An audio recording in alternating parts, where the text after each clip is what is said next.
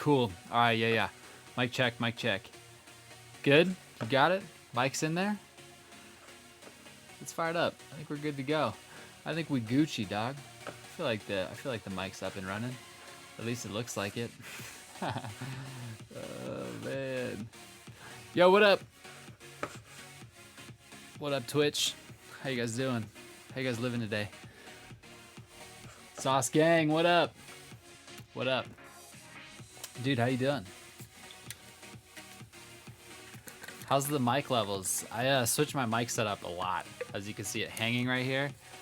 So things done change around here. Sound better? Should sound better than ever, to be honest.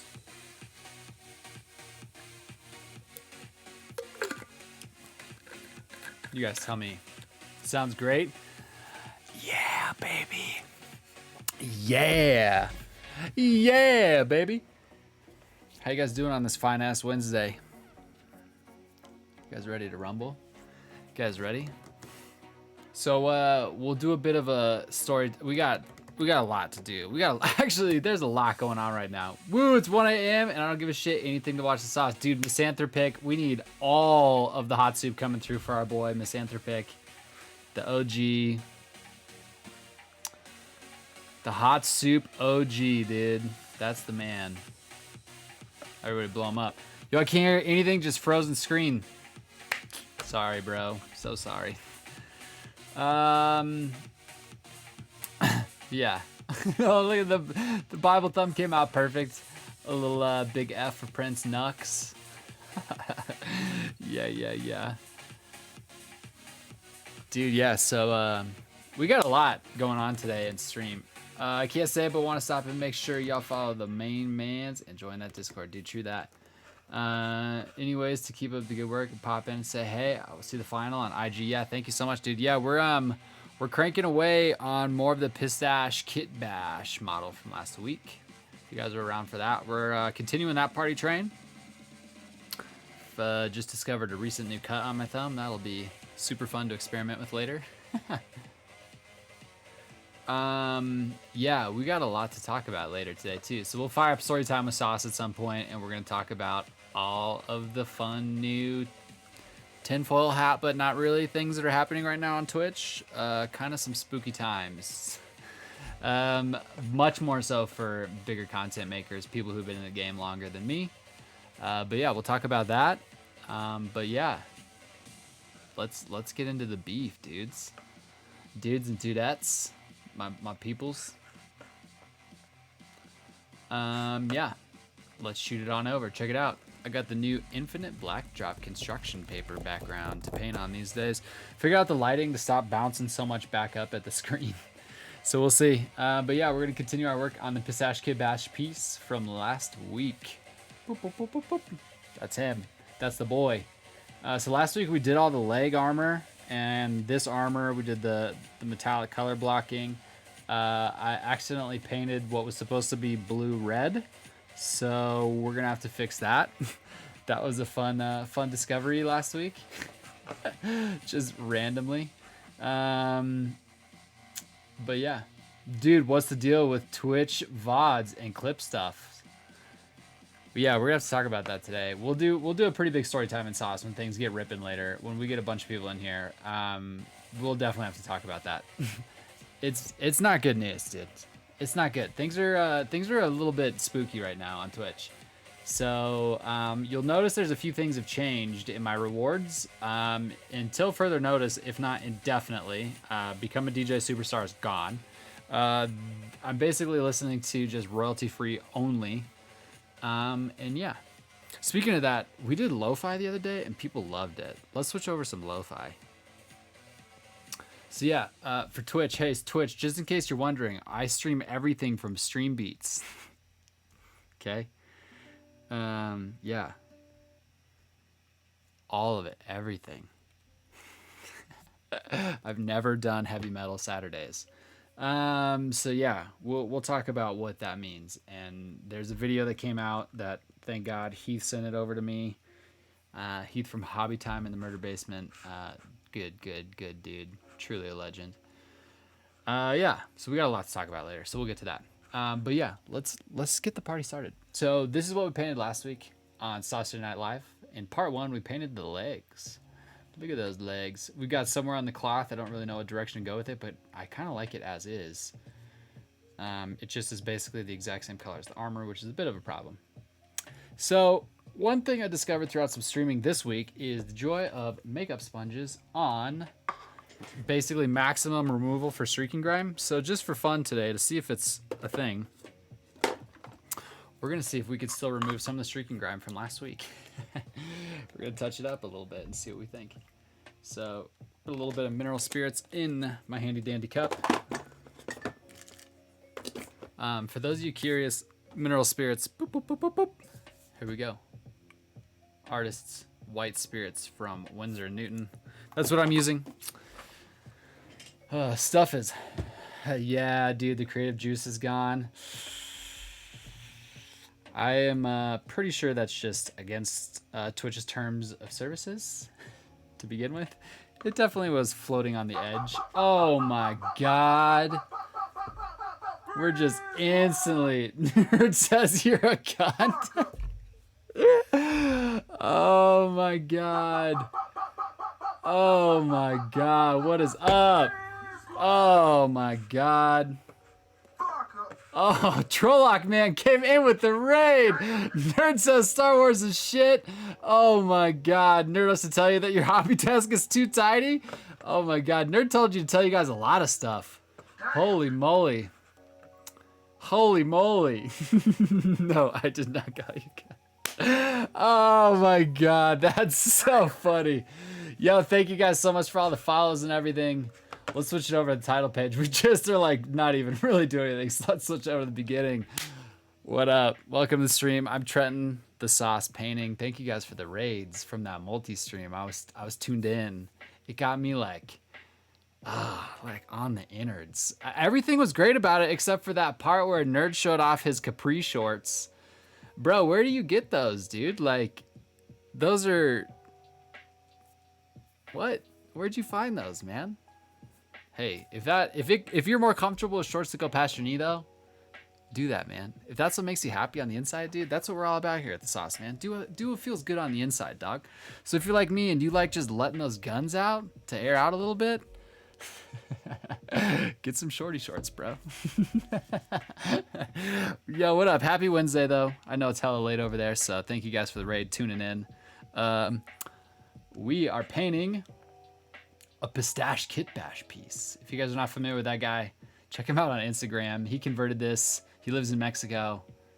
He's a hell of a lad, truly. A hell of a lad. So yeah, that's what we're working on. We're just painting away.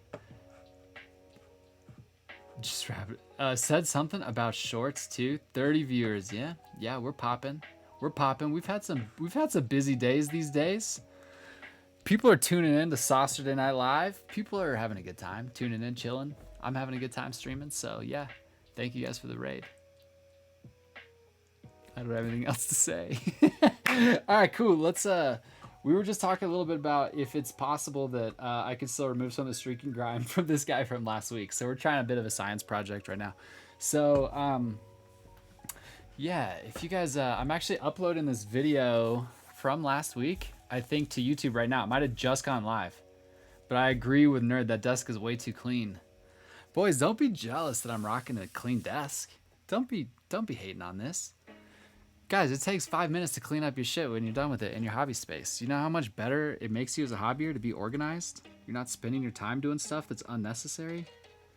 You guys, if you guys stick around for long enough, you might learn something. I don't know what Nerd tried to teach you today. So yeah, we're just seeing if we can remove any streaking grime from last week, just as a science project. That's where we're at right now. That's what we're doing today on the Sauce, called "Can You Still Activate Streaking Grime from a Week Ago?" So far in initial color testing, I'm gonna say no, you cannot. I think a week is too late.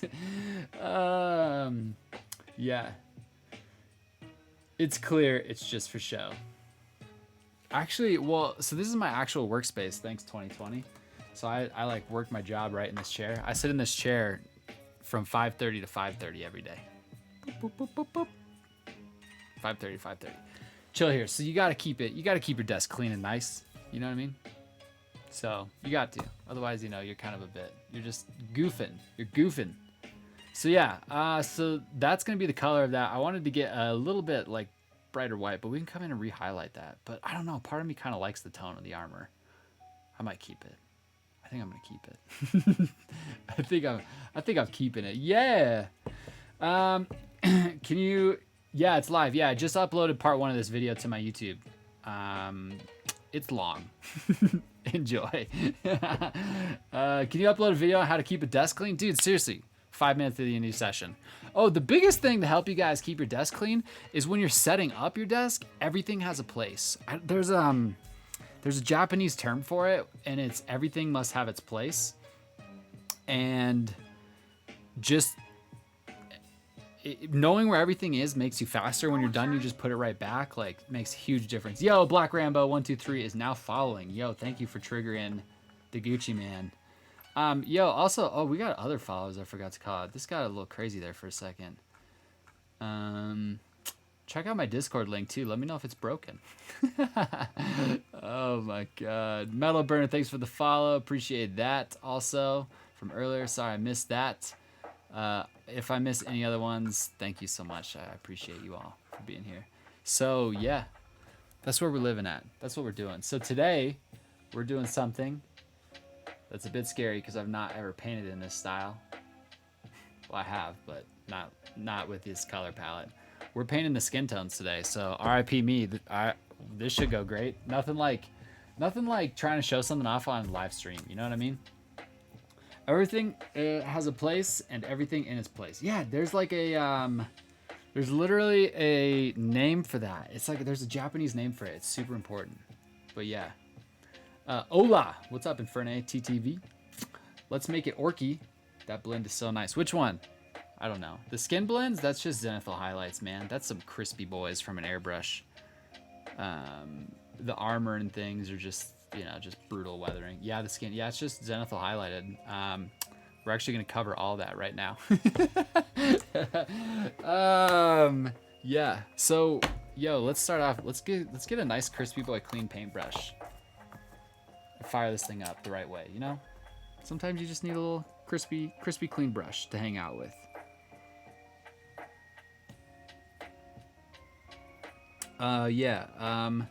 So a couple things about the products you're looking at right now. This is Monument Hobbies Drunken Brush Goop, and it is a very, very good brush cleaner. Next, if you're curious, paintbrush of the day is Monument Bombwick Igniters, Kolinsky Sable brushes. So yeah, for blending and layering and anything that's kind of more technical, I think last week we used a lot of synthetic brushes when we were laying down metallics and general color stuff. When you're doing layering and blending, glazing, you really want a Kolinsky Sable if you can get your hands on it, right? If you can afford one, you should get one. But to be honest, they're pretty affordable these days. Can't stay long. I need some sleep. So there we go. We got our nice cleaned up brush tip. Looking hella good. So yeah, that's that. Cool. Next, to get ready for our sweet ass paint session we got coming up, let's load up our wet palette and hopefully not mark up our paper. Oh, we did. That's okay. We'll just do this.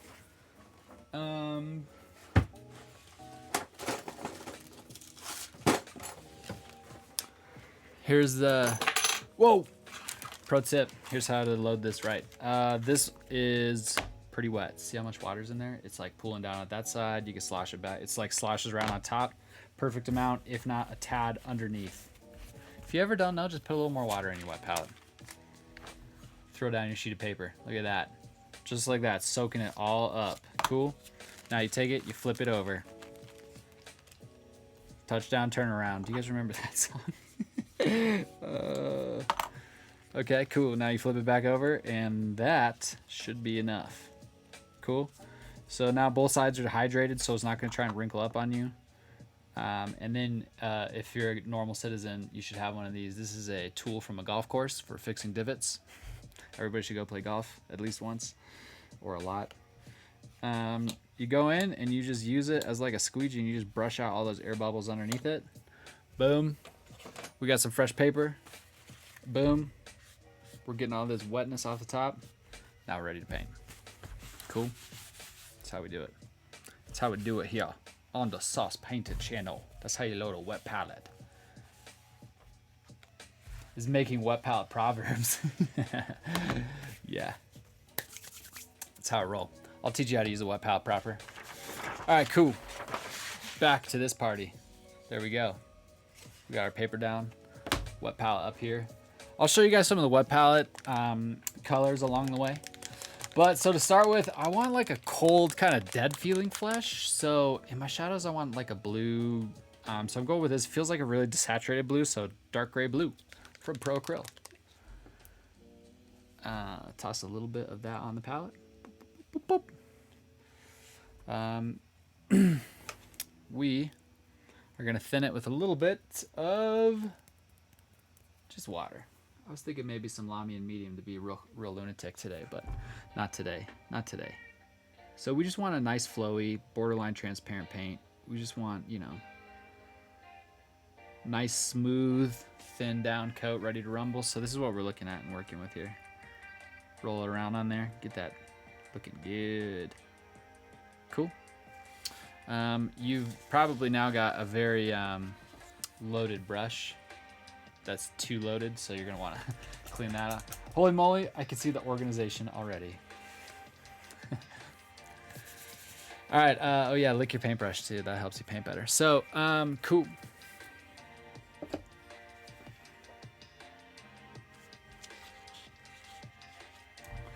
Yeah, so we're gonna go in and essentially just layer it up. So get your excess paint off on your thumb like a real pro. It's a pro move right there. And yeah, we actually are gonna kind of maybe want a little bit of a heavier load on here. Yeah, there we go. And we're just gonna cover all of the skin in blue.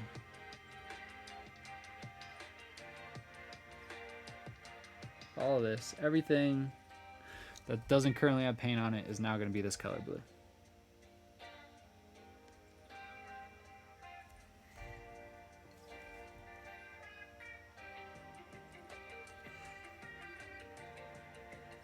This is he's gonna be an ultramarine. No, the creative juice has been abducted, dude. Yeah, creative juice is gone. Unfortunately, it was a victim of some of the things happening on Twitch right now, and I'm just trying to not let that be something. So I'm just getting that out of the way, unfortunately. Yeah, creative juice is gone. Sad day though.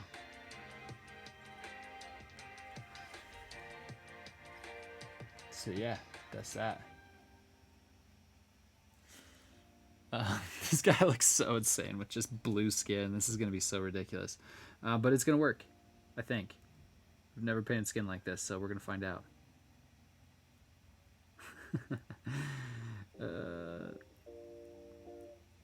I've been meaning to do this style of skin painting, to do like your under shading with like a tone that you want to kind of like, you know, be the bottom layer, the darkest shadows, to give some like weird depth to it. Like we've been doing like a whole lot of we've been doing a whole lot of undershading style stuff with airbrushing, like reverse zenithal style. We've been doing that a lot lately. So this is kind of a bit of a similar concept, where I've been talking a lot about like exploration of shadow depth. It's a similar concept to that, but just with a paintbrush. No airbrush required today, gang. It's gonna maybe be my favorite stream of all time. I love airbrushing so much, but airbrushing on stream is such a nightmare. Is drinking water considered a sin by the Twitch gods?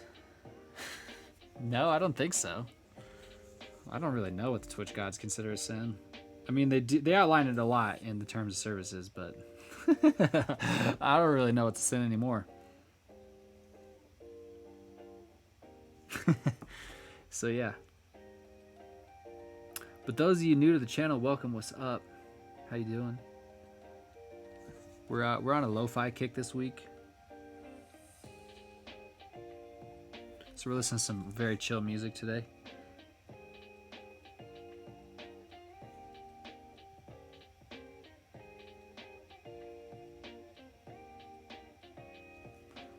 Oh, whoops. Off camera. My bad. My bad, everybody. Hello, my bad. Yeah.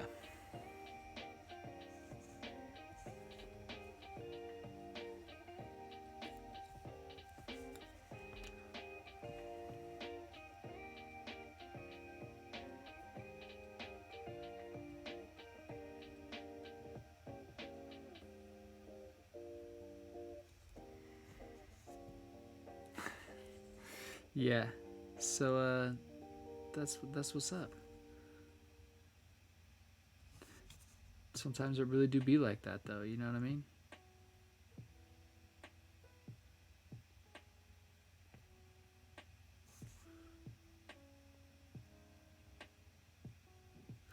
I can't wait for Nerd to get back in this chat so we can talk about how how bad his taste of airbrush mediums is. Oh man, the dude is a lost soul, I tell ya. I tell ya.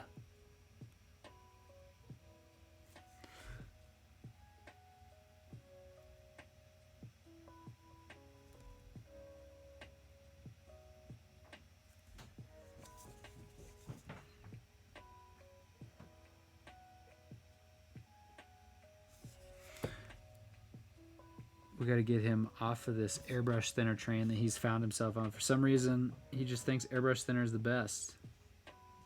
This is not the case at all. It's the worst. Worst thing you can put in your airbrush.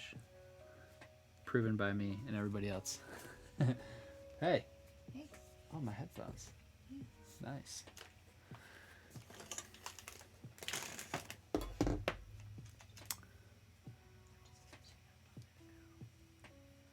Okay, I love you. Yeah.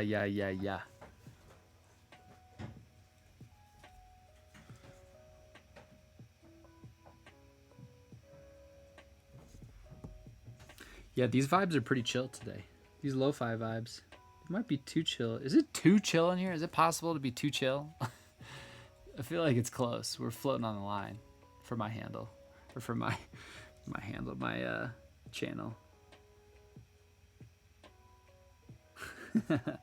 Yeah, I think it's a little too chill in here. It's perfect for like coffee mornings though. Like this was like a whole ass vibe the other day on stream. Some lo-fi. I think we're gonna switch it up today. Let's do what we've been doing. It's just some EDM party. Alright, cool. So yeah, we're just loading it on up.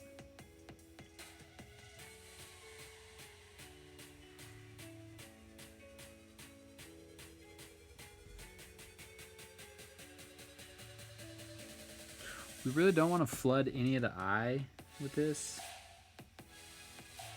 There's a baby eyelid down there that we're going to try to land a highlight in later. So yeah, that should be exciting to try and sort that out. But yeah, for now, we're just chilling. Just trying to lock in some of these initial skin tones, which is blue, because this boy is cold and potentially dead. Some cold skin.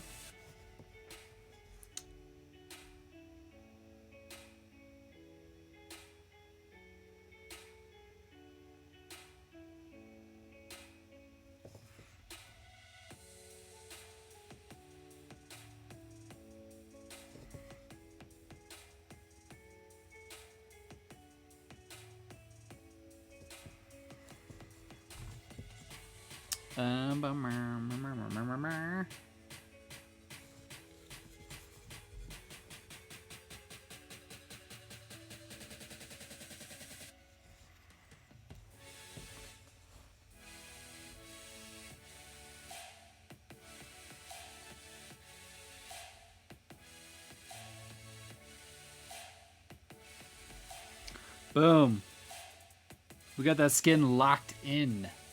I really want to stay, especially for story time with Sauce, but I gotta sleep. I got school tomorrow, unfortunately. Good night to use. Yeah, dude. Good night. This episode is recording. I'll probably have it up on YouTube on Friday, so check it out.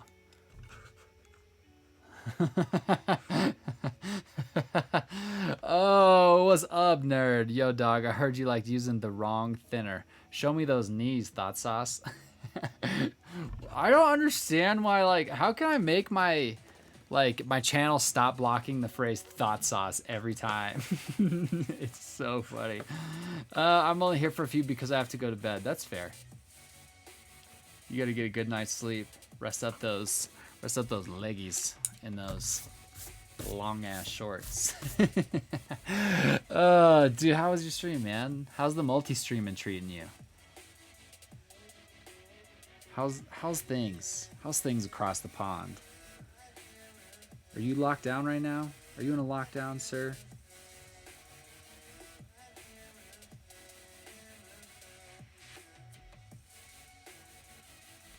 All right, cold skin, blue base coat, locked in. Speaking of lockdown, blue base coat is in there. Thank you for your time tonight, dude. It was great to have you, dude. Always, man. I like creeping in when I can. I work really, really off and on. Well, I work really all day, but sometimes I'm able to, be in the stream and actually be listening and chatting, and sometimes it's just big lurk mode. I got my stream raider on today, though, lurking in some channels. I was lurking and raiding horde. That was pretty cool. It was great as Lush to help out a new streamer. Yeah, bro. That's always nice. Nice of you. Truly a gent to do that. It was great. So yeah, we're in lockdown. It is what it is. Could be a lot worse. True that, bro. You could be in lockdown and not have any miniatures to paint. That'd be way worse. All right. Let's start building up this skin to actually look like a skin tone, not just like, blue flesh. Could be dead. Yeah, that's also worse. Yeah. Shadow Flesh. I don't know if I've used this color yet. Anyways, love your face, dude. Love your face. And I'll shoot you some abuse tomorrow, dude. Yes. Yes, please. Love your ace. Bye. That Veronica Corningstone is one nice piece of ace. Tell me you guys know what that's from.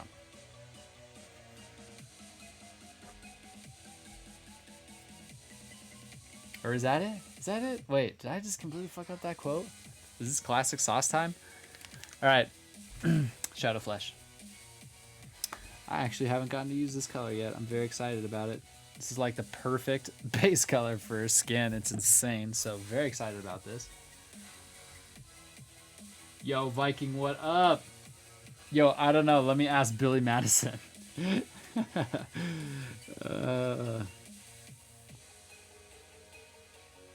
One nice piece of ace. That's the best. Dude, Viking coming in hot with that hot soup coming through. Some of that hot soup. It's the same thing. We locked in a little bit of this. Kind of thin, kind of glazy. Not too thin though. But see, it rolls a little bit back into itself. It's a bit of a glaze, but not like it's like a fat glaze. It's like a thick glaze. Like, how, have you guys seen any of what's his name on YouTube? Fuck, what is it? Is it Cujo? Yeah, it's Cujo. You guys seen any of Cujo's work where he's like got fat glazes? This is like thick glaze, dude. Thick. Oh man. All right. So we're pretty much just trying to lock in like on top of some of these muscles, leaving some of the shadow and some of the depth.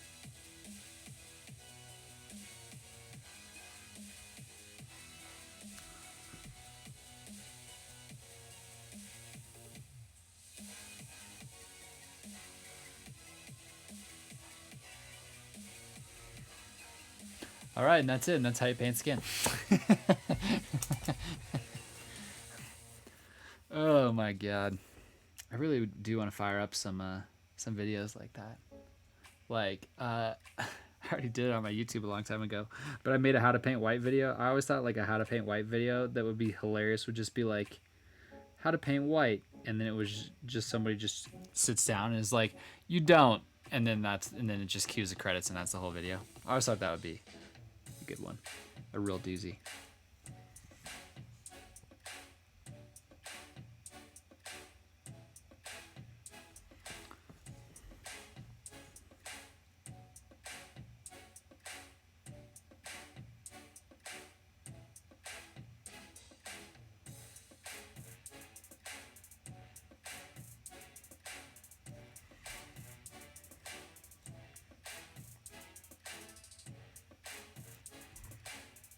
All right, we can start brushing off a little bit on our thumbs now, because now we can start to get a little thinner around some of these areas that we want to kind of build up more of a skin tone gradient and just locking in these big popping colors right away.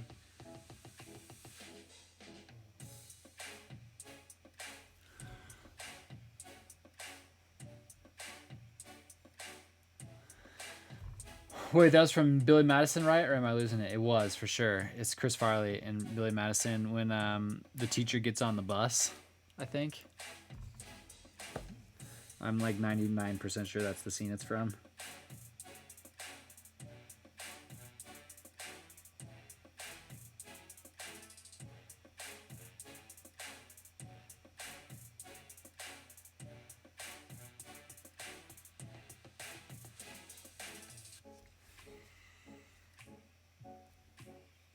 Yeah, so we're kind of just locking in some of this tone over the blue, but we want a little bit of that blue just down in the shadows and in the depths of all this, just to feel kind of cold and just generally like not healthy looking skin, you know?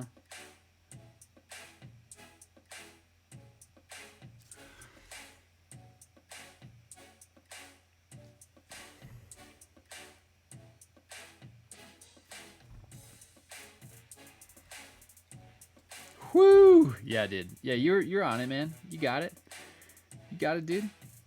You got that Billy Madison reference, that Billy Mad ref.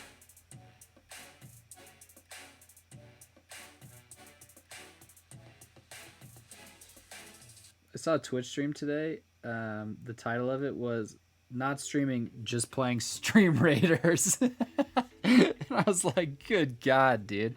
What has Stream Raiders done to the world? By the way, you're talking about skin reminds me of Slow Fuse. Yeah, well, this is Pro Acryl Paints, and yeah, I'm a big fan of Slow Fuse's work. So yeah, this is definitely inspired by the way that he does his skin. So that's probably where you're getting that. He just hits that real base layer and then just builds up the skin in layers, man. That's what you got to do. It's just all about like highlight placement, really, when it comes to skin, without getting, you know, too crazy on it.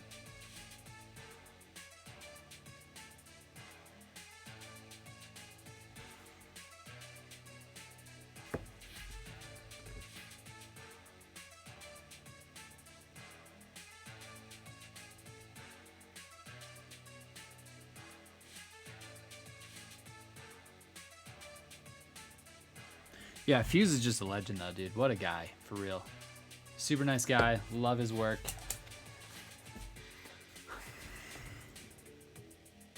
And, like, dude's just crushing it. Like, truly.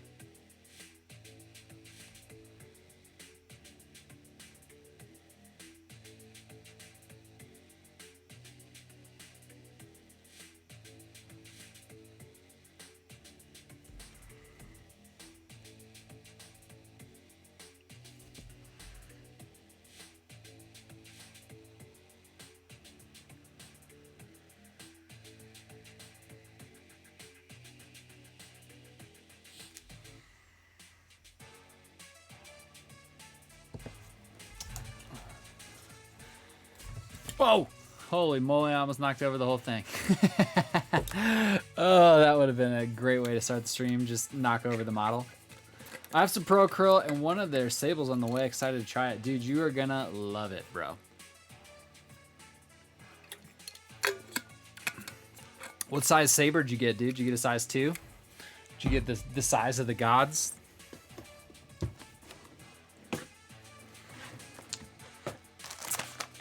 Is it time for a marshmallow? You guys ever had these? Smashmallow? Those of you guys in the States who can hunt these down, get these. These are the bomb. Look at these. Check it out. Cinnamon churro marshmallows, bro. Oof. Too many chews already. Got a 1. Dude, you got the Pro Acryl white. Shit is a game changer for real. They have the best white in the game. Not even a contest at all.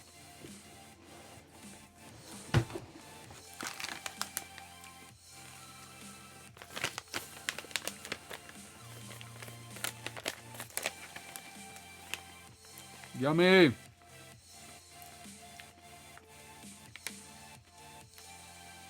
I was like, did they change their recipe on here? Because it tastes a bit sugary, which is good though. So good. So good. Smash Melon, check those out. Yeah, dude, their white's incredible, man. Really. I've kind of been stress testing their Saber a bit. I've not been taking super great care of this just to stress test it a bit, and it's still got a pretty good tip. Really. And I've got some smaller ones if I need them. But yeah, you're going to dig it. You're going to dig it a lot.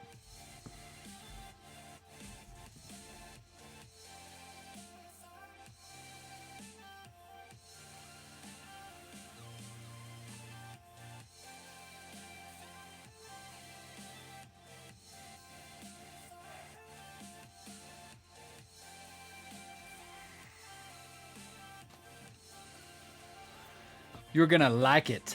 Like the Men's Warehouse, dude. You're gonna like the way you look, dude. I guarantee it, man. Guarantee it. You're gonna like it. Yeah, their Sabers are like, and they're just such good value, too. Like, they're just a good brush. They don't break the bank. They're designed for miniature painting instead of just being like a watercolor. You know, because so many of like the Sabers that everybody uses are... they're just watercolor brushes, you know what I mean? And these are just designed for miniatures. So he was talking about, I didn't catch the whole thing, but I saw him streaming a while ago, and he was talking about how like the belly of it's designed differently just because of that.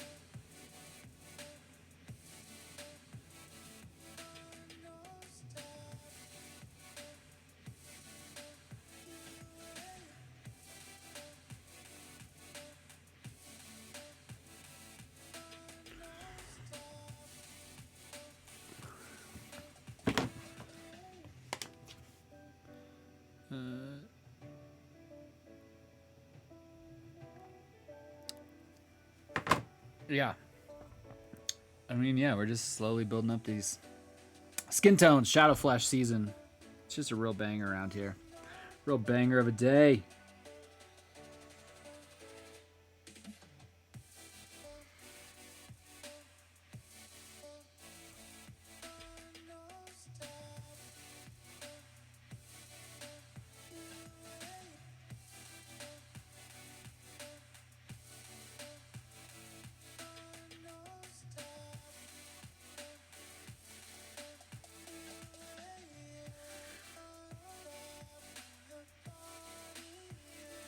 So we're using this paint to kind of build a bit of a gradient already on top of the blue that already exists. So the blue we really just wanted to really feel like a recessed color, which is a bit tricky to do proper, but it's just very fine control, trying to, you know, leave a little bit of blue sticking out. But yeah, we just are really just slowly building up. We just kind of want like a coldish, purpley, bluish hued skin, you know what I mean? So these colors play really well together.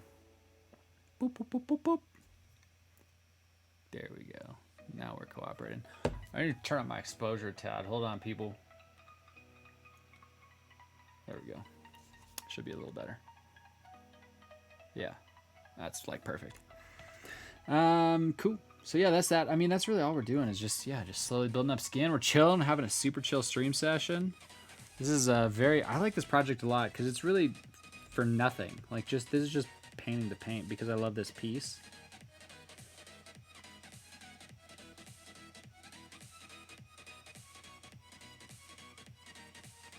Which is very relaxing and fun. So yeah, I'm painting a different style than I normally would paint flesh. If I'm painting for like something gamey, I'm using contrast flesh. It's pretty damn good for what it does.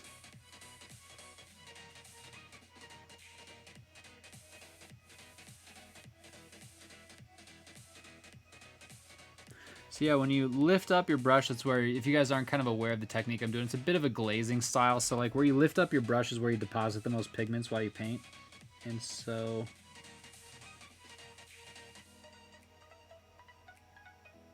it's where you're going to get your most opacity, your brightest highlight color. And yeah.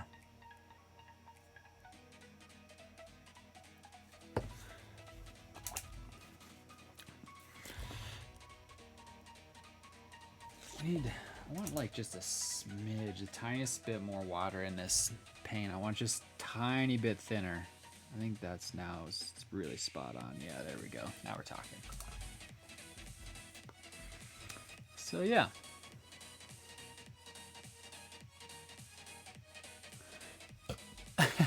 And yeah, it's just like a slow gradient build on all these different little parts.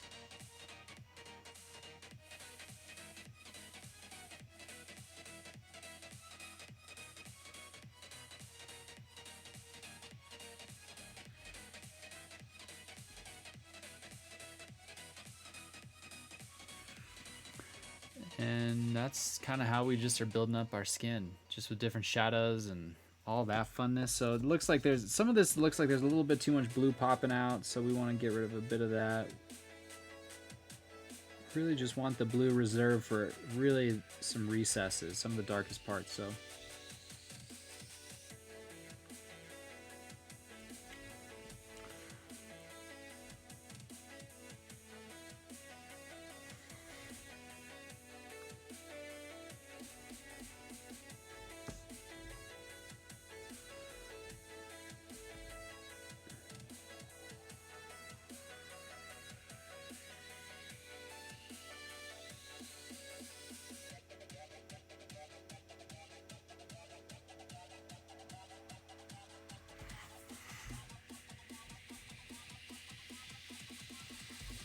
pretty chill day in chat today, gang. You guys are chilling horde. Did those lo-fi beats earlier just knock you guys out? Put you guys in bed mode? Lo-fi can do that to you.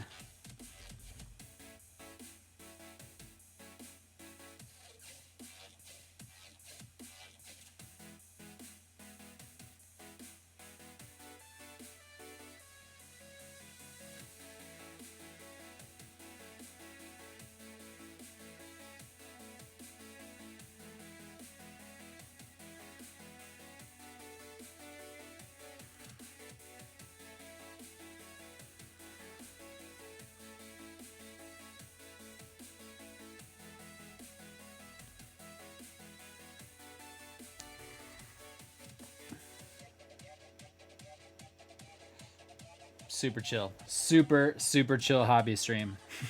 The chillest hobby. The chillest Saucerday Night live stream of all time.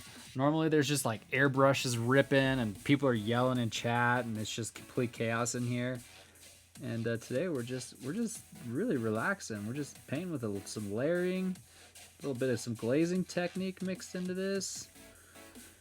It's having a nice enjoyable skin painting session here.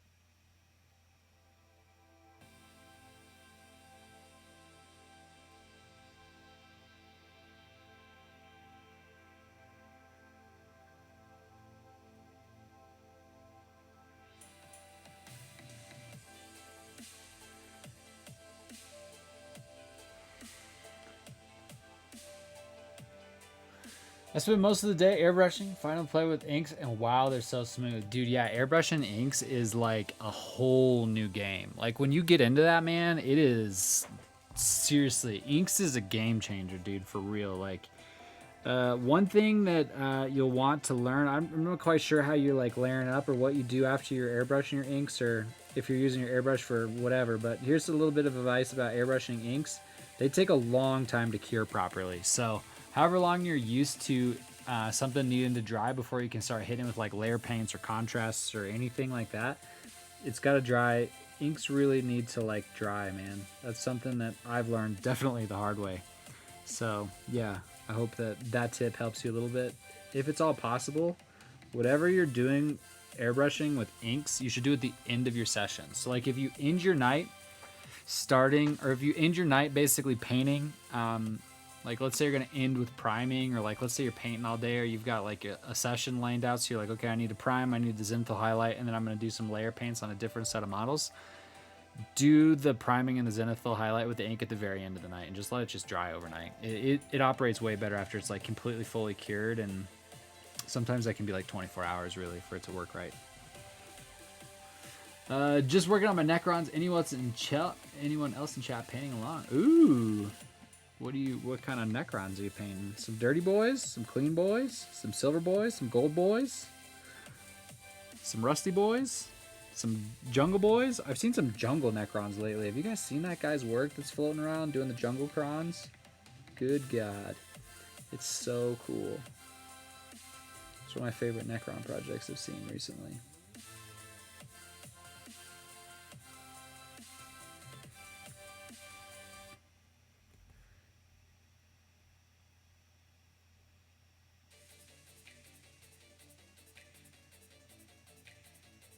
Yeah, isn't that the craziest thing about Twitch is there's people just chilling, just kind of painting with me. So crazy. And we're just chatting together.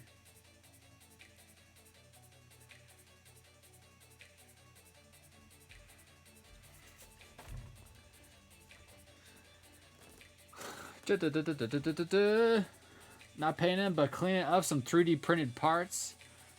A lot like removing mold lines. Yeah, that can be rough, dude. That can be rough. Literally cleaning my warriors. Can't wait to start painting. Yeah. Cleaning before assembling is my least favorite thing to do. Yeah, hell yeah. Just assembling in general is like my least favorite thing to do. It's so brutal. So brutal. So yeah, that's rough.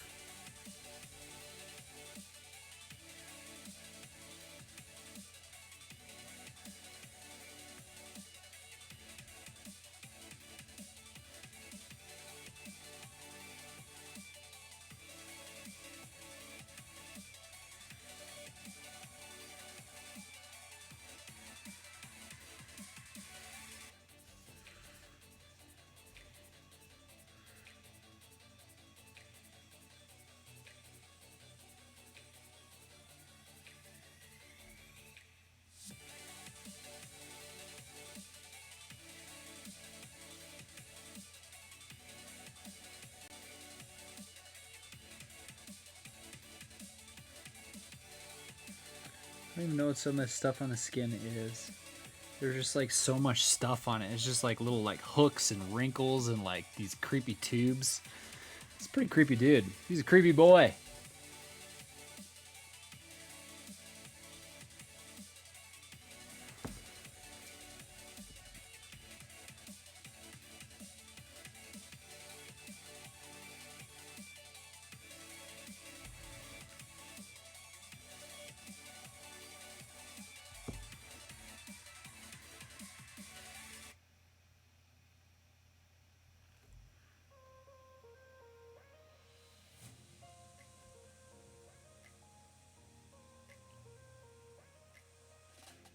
We're gonna have to fire up some story time with Sauce here in a little bit and talk a little bit about the fiasco going on right now on Twitch.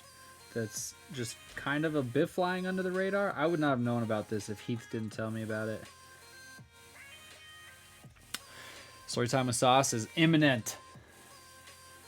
I enjoy assembling, doing magnets right now, and then pinning on printed parts from Pop Goes the Monkey, which needed no cleaning when I got them. Yeah,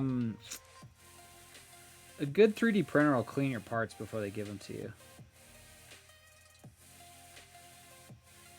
When I was doing a lot of 3D printing commission stuff for people, or like, yeah, I guess it's commissions. I was printing a lot of stuff last December and then into early this year, January, February. I was 3D printing like, fuck, so much stuff.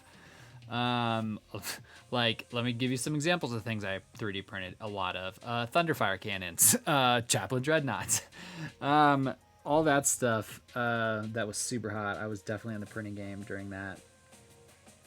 And yeah, I always cleaned all my prints pretty thoroughly before giving them to my clients. Like, they were in pretty good shape. Like, they would have maybe had a little bit of sanding and filing to do, but yeah, all the supports are way off. Everything's cured proper. People are lazy sometimes, you know. I see like people sometimes on Instagram, like painters post pictures of they're like, yo, this guy just 3D printed this for me and still got all the supports on it. I'm like, dude, what? That is gonna totally chip and tear when you start taking those supports off now that it's cured. And then they're like, well, it's not cured. And I'm like, bro, your 3D printer gave you something that's not cured. What are you doing? What are you doing, man? Spooky times.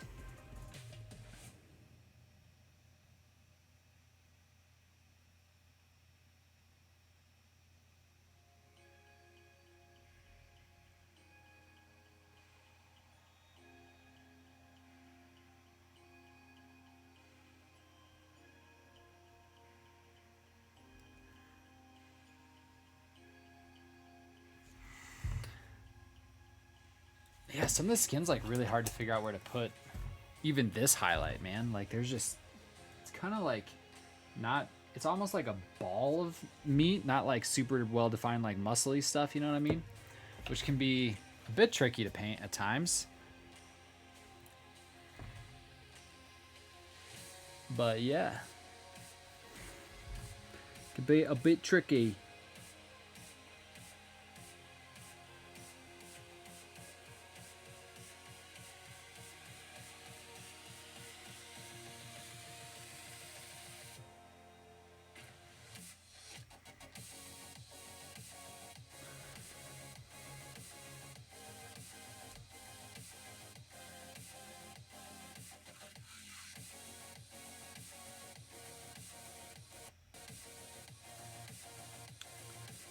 Yeah.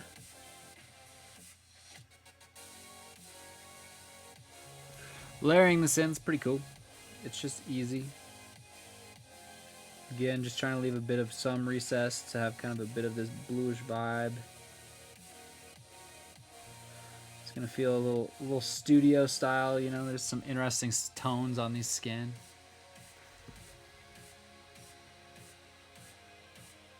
Feel a bit Hollywood.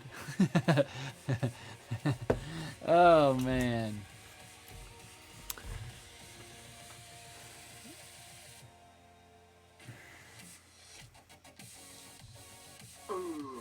Ramius. What up? Thanks for that follow. How you doing? You got maybe my secret favorite sound effect on all of my alerts. The E40 is just a straight banger. Love that. Ugh.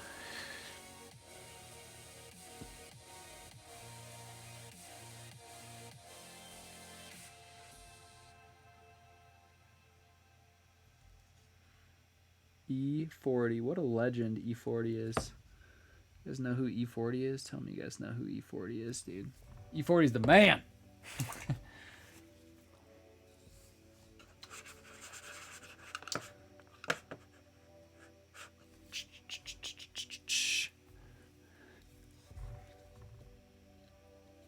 Just trying to like, you know, really understand some of the skin tone action here.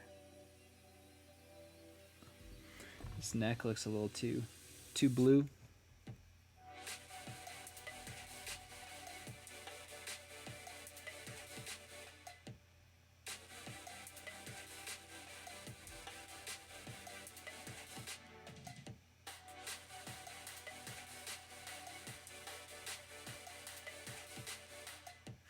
Yeah, so yeah, that's pretty much, you know, that's what we're doing. Locking in skin tones. How are you guys doing? I need to take a wider break, maybe a Sour Patch Kids break. Yeah, baby. Get through that Halloween candy.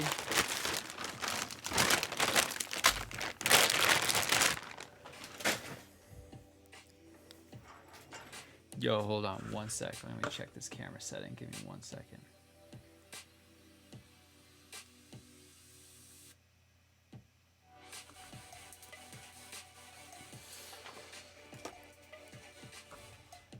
Yeah, baby, we back, baby. Yeah, everything's looking good, baby. Yeah.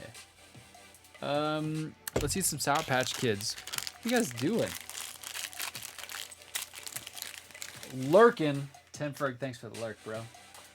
Appreciate that.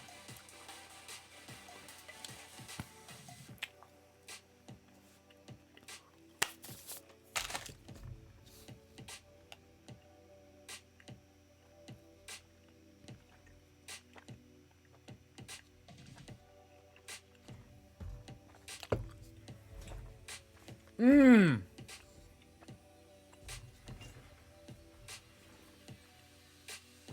Sour Patch Kids for the win. Mmm. Love some Sour Patch Kids. I have such a bad sweet tooth. It's so out of hand.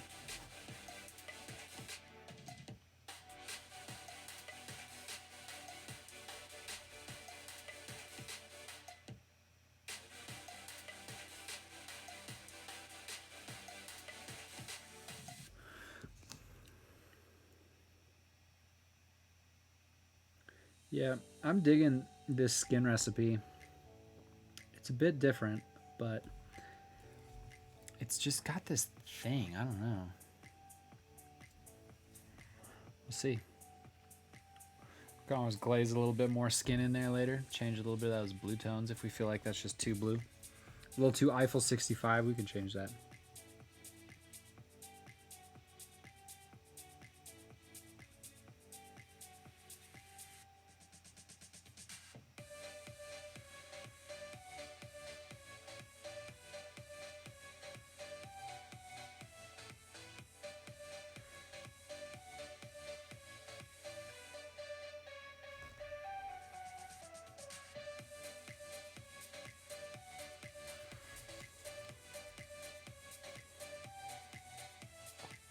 I mean, the skin's definitely getting there. The blue feels really stark, but we'll kind of see. We'll just keep on trucking along. I mean, it could work. I just like how all the skin feels kind of like warm but cold. It's kind of a nice little mixture of tones.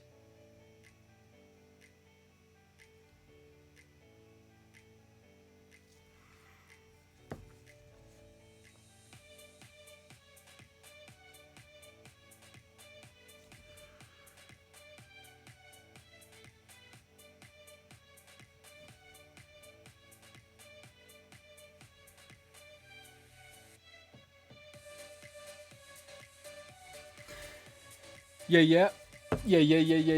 What's the recipe? I missed it. I will show you. So far, we have used, oops, got a brush rolling around. Where is it? Is it this one? Yeah, dark blue gray. That was our base. Now we're doing some, kind of our first shadow of skin with shadow flesh. We're just working our way up through the Pro Krill range. We're just painting this Pro Krill style. Just straight up, as advertised for skin. That's how you do it. So that's how we're doing it today. That's how we're doing it. Woo! Yeah. You guys actually, I'm gonna have to put some more paint on my wet palette. Is it time for story sauce? It's story sauce. Story time with sauce. Is it time for story time with sauce? I think it is. I think it's time to tell you guys all about what the hell is going on right now. So here's the deal. Let me switch on over. All right. For those of you new to the channel, welcome to Storytime with Sauce. Gather around, chitlins, and let me tell you. So, there's a couple things going on Twitch right now that are pretty interesting. So, if you guys are making content on Twitch, you guys might know about this guy named Devin Nash.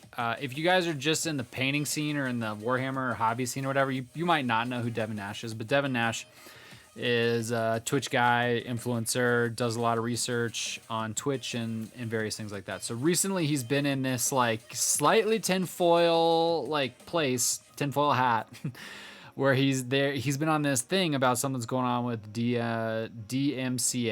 Yeah, Digital Music Copyright Act. Yeah, DMCAs. And basically what him and his team has discovered is that there is a not very hidden and borderline completely public place that you can pull everything that's ever been streamed on Twitch. Ever. VODs that are deleted, clips that are deleted still exist basically in the dark web. And him and his team discovered it. And basically are then now talking about how it's potentially being used by the music industry for bots to hunt down and put up copyright claims against Twitch channels. The tinfoil hat part of this comes in that it's Twitch is working on their own stream thing and trying to corner the market on streaming music and streaming beats or whatever. So that's the tinfoil hat part of this. But here's what they discovered, and here's what's scary.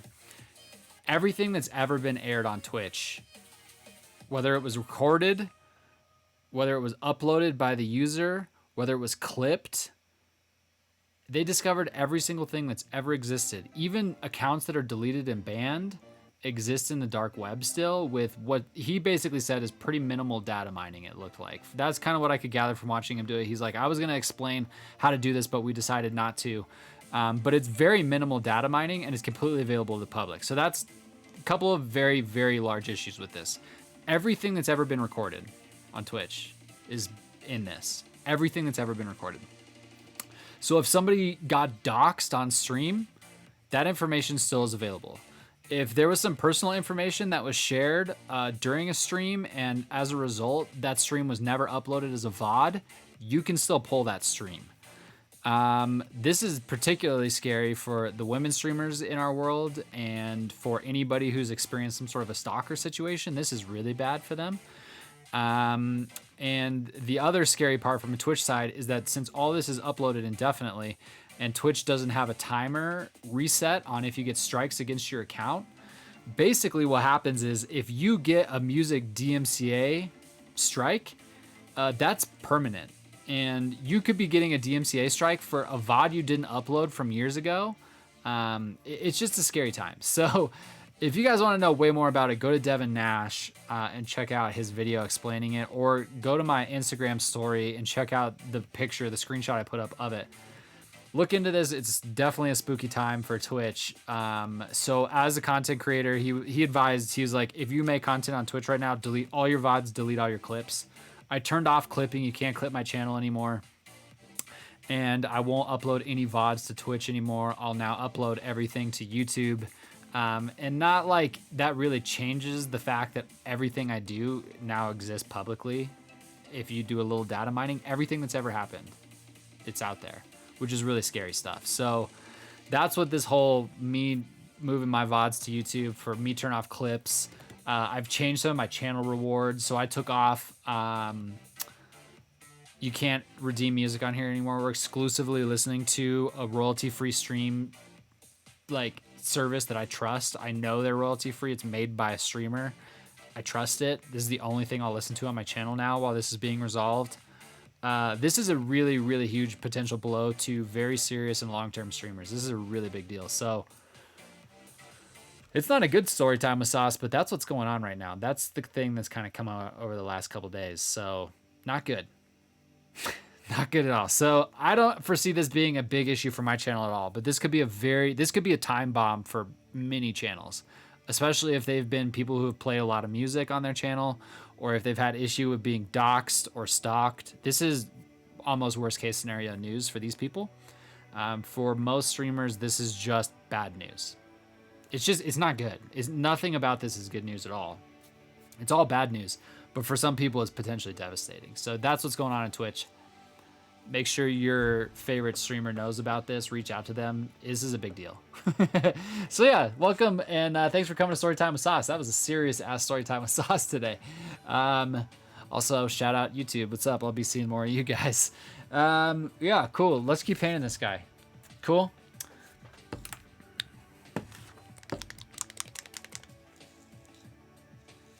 Some more Shadow Flesh on the wet palette. One little drop of Rooney.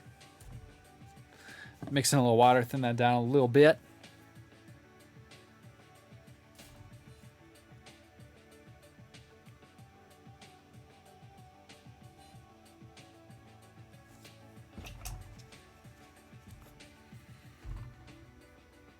So yeah. Welcome to Sauce Painting. In a fairly quiet episode, I tell you guys all about the scary shit happening on the internet right now.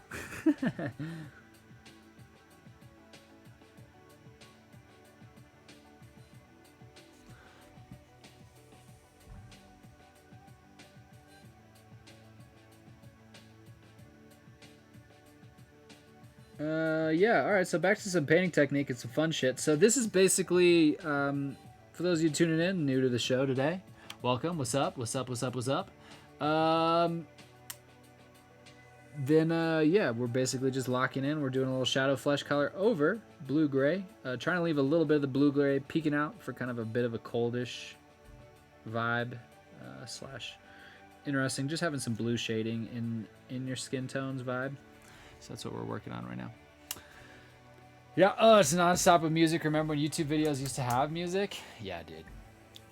Although here's the huge difference between this problem with Twitch and that problem with YouTube is YouTube rolls off, I think, your strikes for DMCA claims like every 60 days, if not every 90 days. With Twitch, it's permanent. You get 3, you're banned. They delete your channel. That's it. That's fucking scary shit.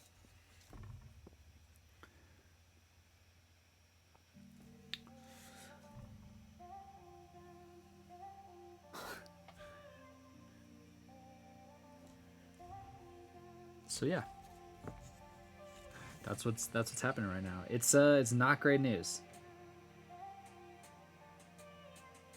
But yeah, that's that. The world be the world. You know what I mean?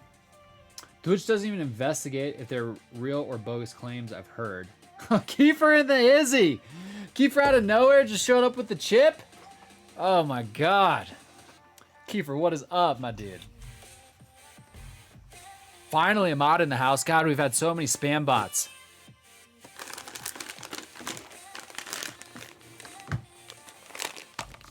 For those of you new to the channel, welcome. This is one of my rewards. It's a Packy Haunted Ghost Pepper Chip. And you can make me eat them. They're spicy. This one looks fucking spicy. Yikes. Thank you so much, Kiefer. Thank you.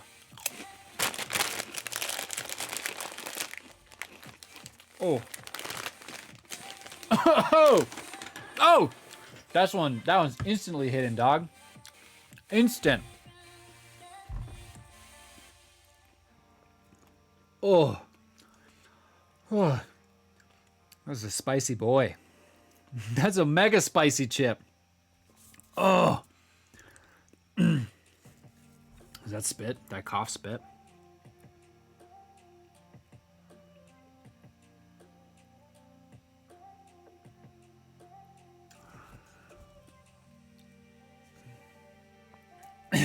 Any more sass and I'll do it again. I bet you will.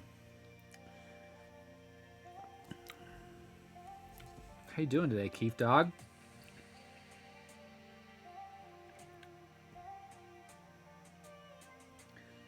Keith in the hizzy? Keith, the man, the myth, the legend? The OG? The OG damn it Kiefer meme himself in chat. We are blessed today, folks. We are joined by none other than Kiefer. Kiefer who does not understand.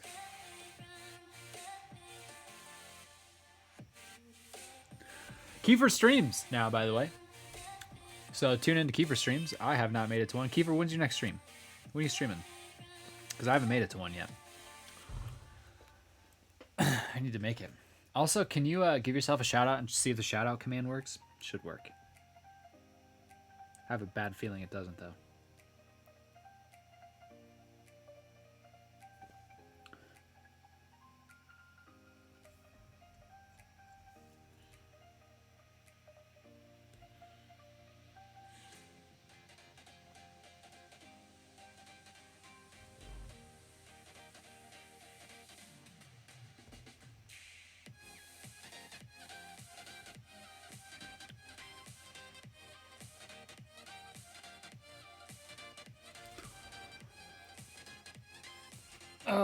Saturday, 11 Central Time. Nice, dude. I'll be on a ski trip, so I won't be able to make that one either. Sorry, bro. I need to try non-metallic metal. Yes, you do. N&M, non-metallic metal.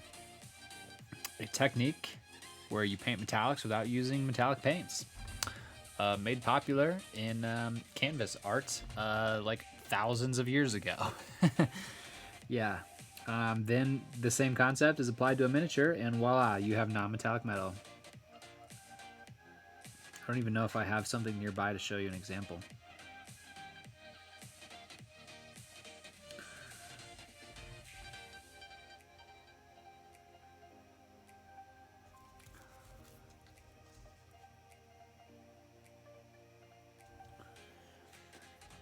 Above my pay grade. It's not too bad, dude. If you can wrap your head around glazing or even just really patient layering, it's not too bad.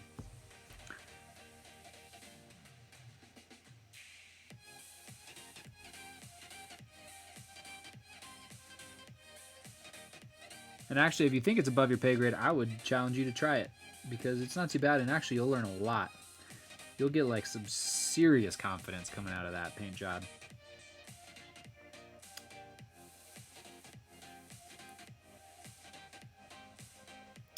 Non-metallic. I'm trying to think of a good reference point for you. Oh, I did my Halloween charity stream piece, that monochromatic challenge. That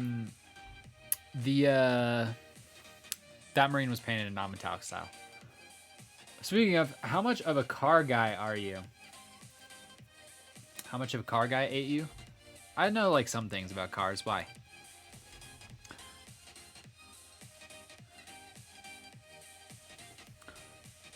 R. 8R.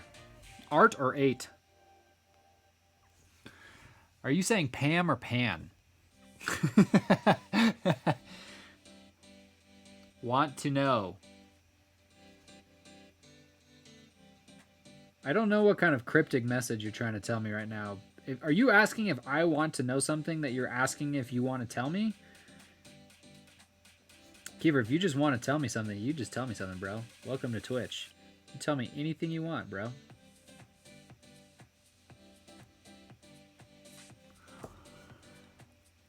I just wanted to know. Oh. Yeah, I know like a few things.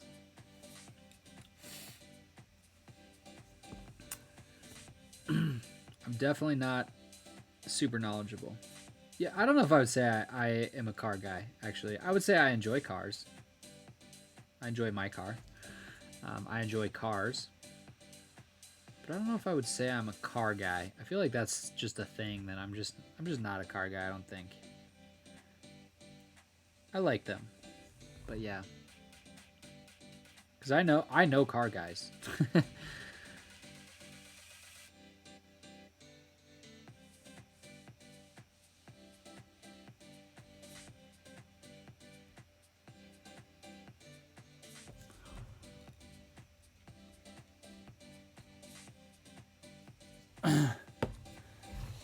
Lo-fi? You want to listen to lo-fi beats? We were listening to it earlier. It was just like so chill in here, dude. It almost put me to sleep. It was too slow. My webcam is lagging a tiny bit. Hold on.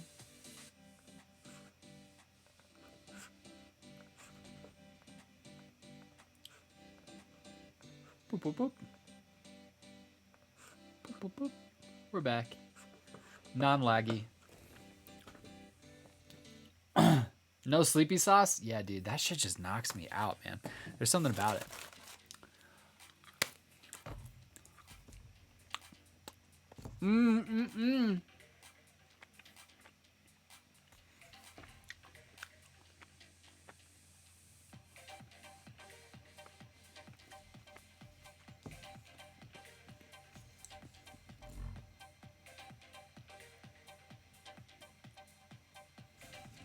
I don't really know what these spikes are supposed to be. Like what color they should be. I guess I might do them as kind of like a bony thing.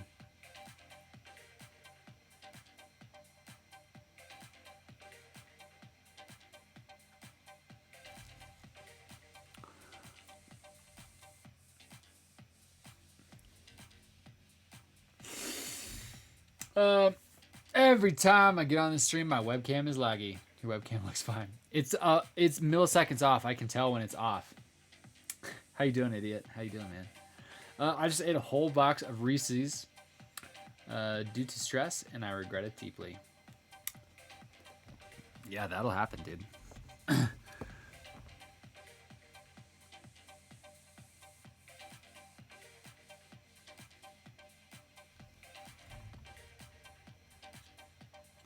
That will happen. That'll get you.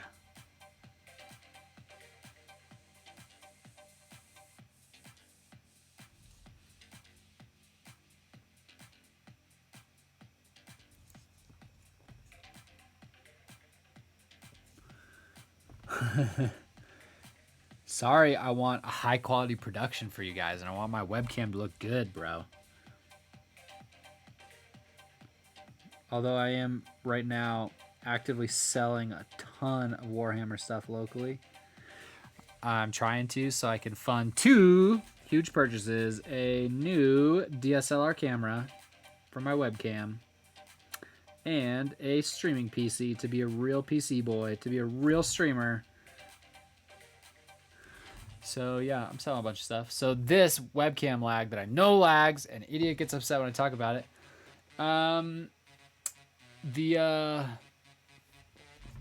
This will be getting replaced with a DSLR, which has, oddly enough, way less lag than webcam.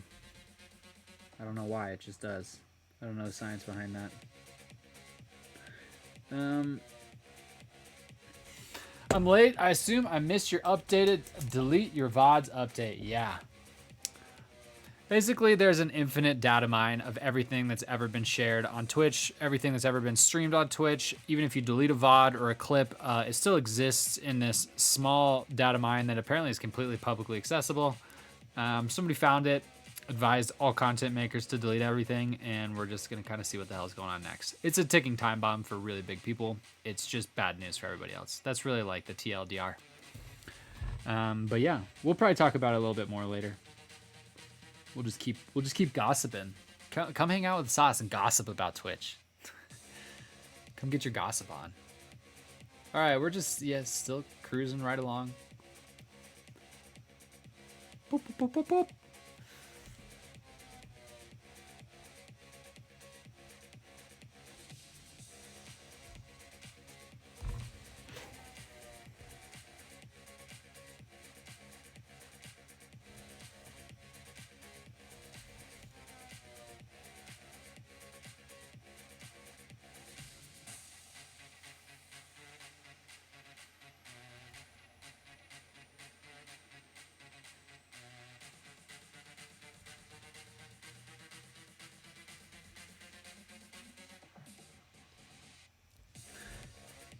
It was a good rant though, but yeah, it's an interesting topic. I mean, if you just want to know really the full story, check out the video I put on my Instagram story.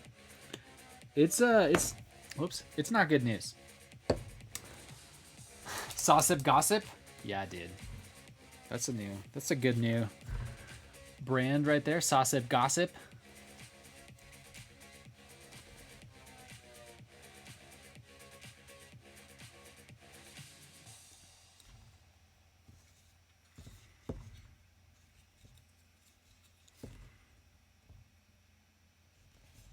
Maybe that's my new. Maybe I should just start a talk show. Like one night of the week, instead of painting anything, we just do story time with Sauce for the whole time.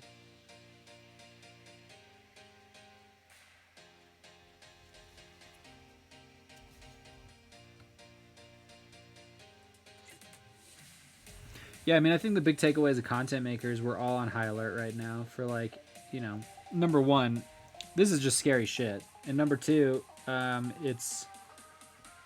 it just feels like a reckoning is coming on Twitch, and it's definitely going to impact the gaming side way more than the art side of Twitch. But I think it's going to impact the art side potentially quite a bit too. There will be some big names that might no longer have a Twitch account.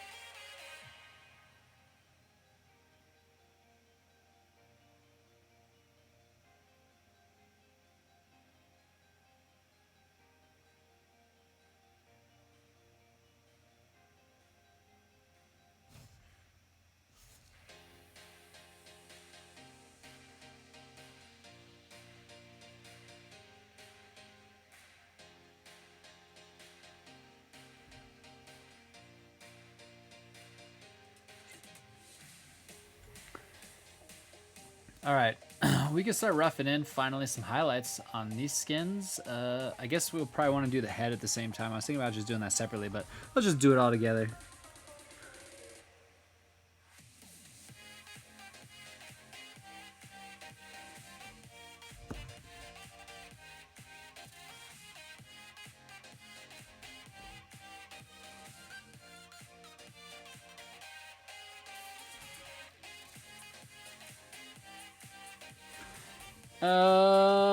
So Sauce, what do you have against Airbrush Thinner? Good God. Is Nerd 404 just messaging people right now and being like, hey, check in with the Sauce. Hey, what is he? No, I mean, here's the big deal with Airbrush Thinner, and here's the problem. Is basically, let's do a real story time with Sauce. Here we go. This one will be a little more fun than the last one where we talked about how there's infinite doxing coming and everybody's screwed. Okay. Here's the deal about Airbrush Thinner. Airbrush Thinner is an alcohol-based product. To a degree, so is Flow Improver, but it's not near the same. In my opinion, it's not even close. Alcohol dries paint, okay? Airbrush Thinner is alcohol-based. Why would you put something alcohol-based in your airbrush that operates best when wet? That's just the logic behind why it's weirdly backwards to use Airbrush Thinner. Airbrush Thinner is good for like thinning down like large quantities of acrylic paints for like under mounted airbrushes, for like siphon fed, right? They go up. That's really what Airbrush Thinner is for. Flow Improver is great for little pots. You just need a little bit. You just need to thin up your paints, just get them to flow through. That's it. Airbrush Thinner is a completely different animal. I think it's terrible for miniature use, but some people like it. I think it sucks. And if anybody ever hits me up and is like, hey, I don't like my airbrush, or what am I doing wrong with my airbrush? First question, do you use Airbrush Thinner? Yes, stop using it, use Flow Improver. They are totally fine after that. So, yeah. Thank you for coming to Storytime with Sauce. Use Flow Improver. Tell Nerd he's wrong.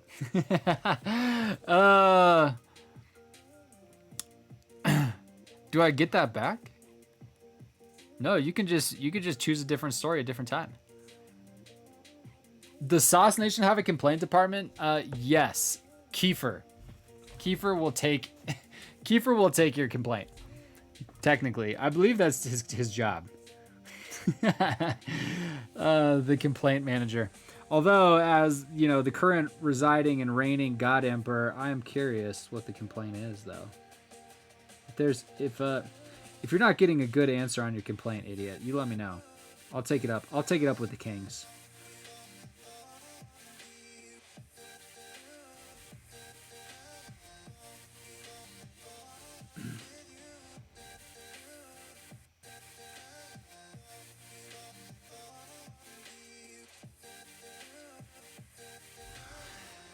Yeah, if there's something that could be improved, you let me know. DM me or I'll make a Discord. So Kiefer is making a complaint to Kiefer.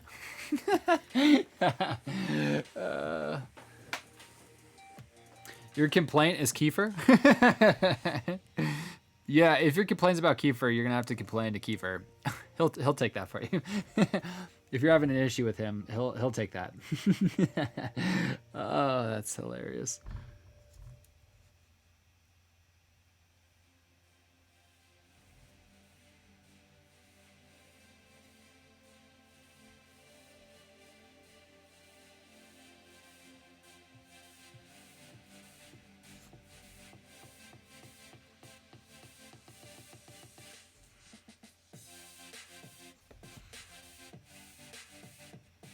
I'm just glazing in just some thin paint into some of these blue shadows. They feel a bit stark, so add in just some really thin paint over it to just kind of blend that shadow a little bit. It still's going to give a bit of that cold vibe, but not be as starkly blue. Not as Tony Stark, you know what I mean? Not a mean dogs? Hey, so what? PEOE says this guy Kiefer's a real ass. What? POE? POE? How do you even say that? What word is that? PO. Wait, no, PEOE? Hey, so POE?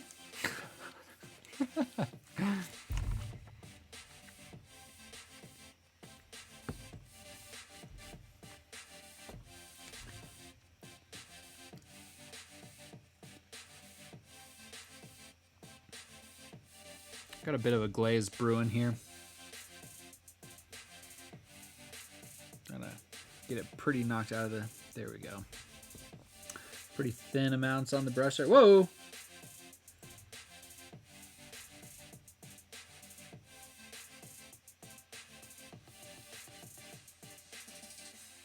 POE?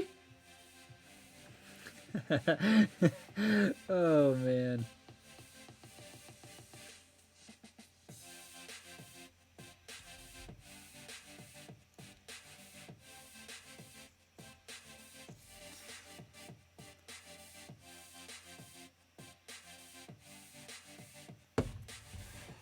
Bye, idiot. We love you. Enjoy your lurk, bro.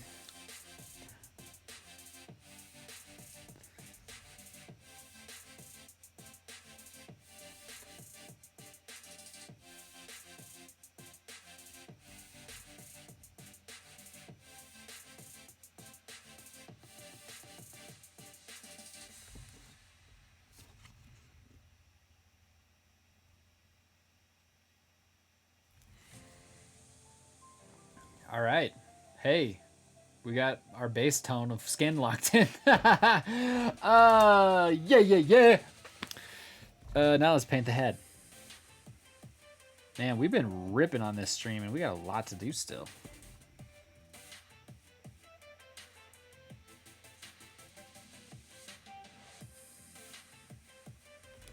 Actually, a lot of the next steps are faster, so...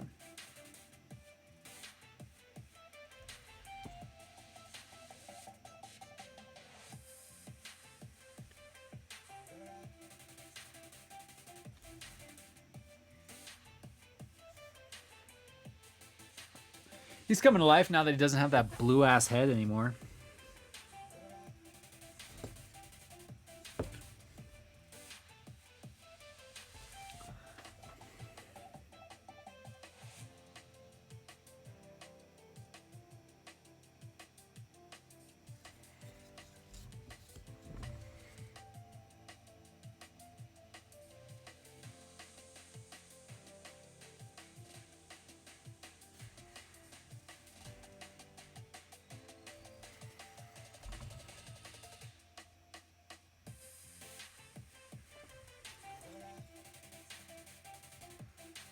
Yeah, we're gonna have to like really glaze in some flesh into some of those like areas over there on that side. It just looks so stark. That transition's just insane. But we can fix that. That's easy. It's easy sauce to fix that. No hard sauce. I don't even know what this detail is. I guess that part's skin there.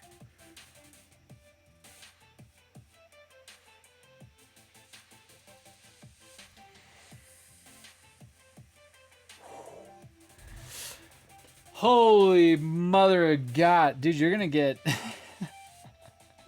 raid. Oh my God.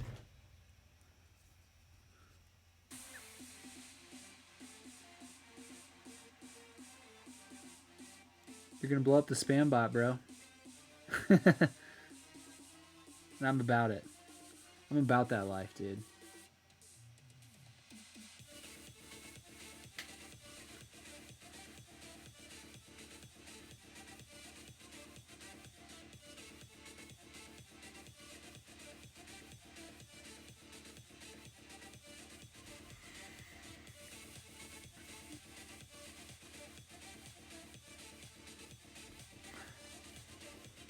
Looks like fucking Bane, dude. He's terrifying.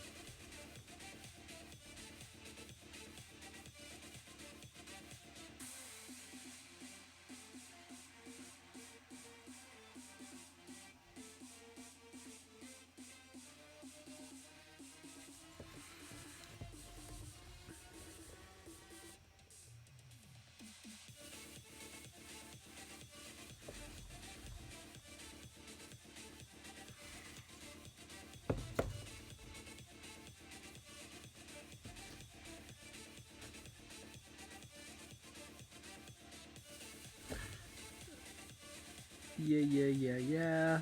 Okay, sweet. So this is pretty much locked in base tones. So this color played really well with the blue undercoat. It's just kind of got a bit of like a coldish, but yet warm skin vibe. I don't know, like I can't quite put my finger on it, but we'll see. We're gonna keep on painting him and find out what we think. Of using the blue as kind of a bit of an undershade to it, but so far that is where we're at with the skin tones. It's got a little bit of depth in there, definitely locked in around some of the muscles, and that's just from the blues creeping back through. Pro Acryl's a product that you can mix it down and it can be a little transparent, which is what I like about it. It layers really nicely, or you could do, you know, a few layers to really build up that opacity, and it hits just a beautiful final coat. So yeah, we're just gonna go in and tone down some of these shadows a little bit. Looking saucy. Yeah, buddy.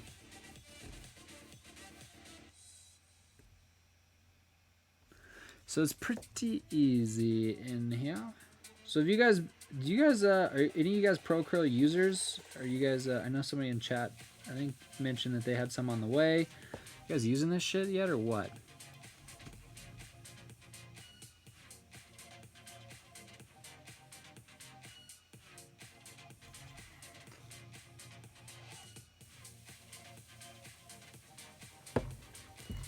All right.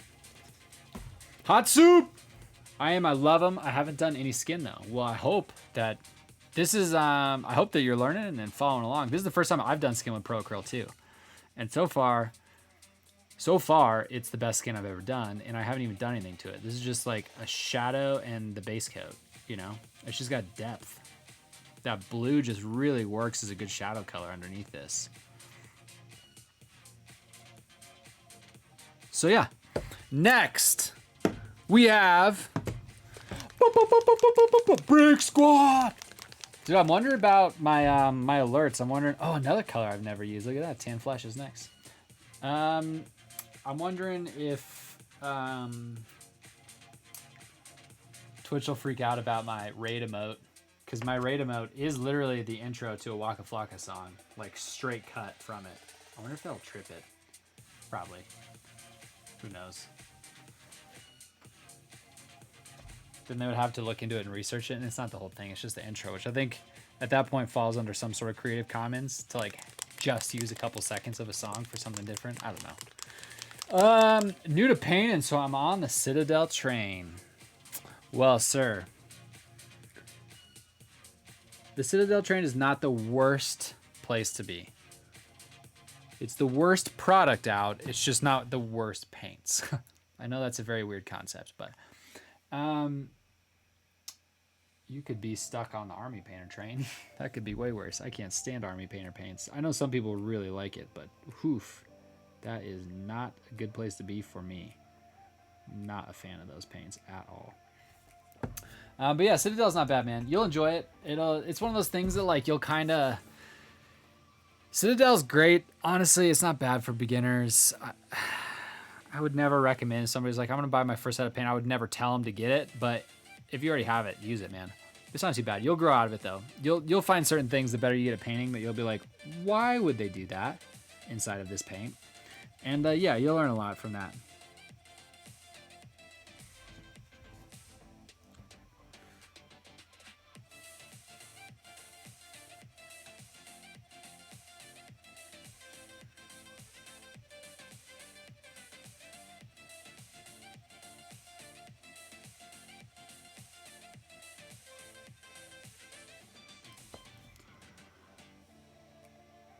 I think I went a little too bright on that ab.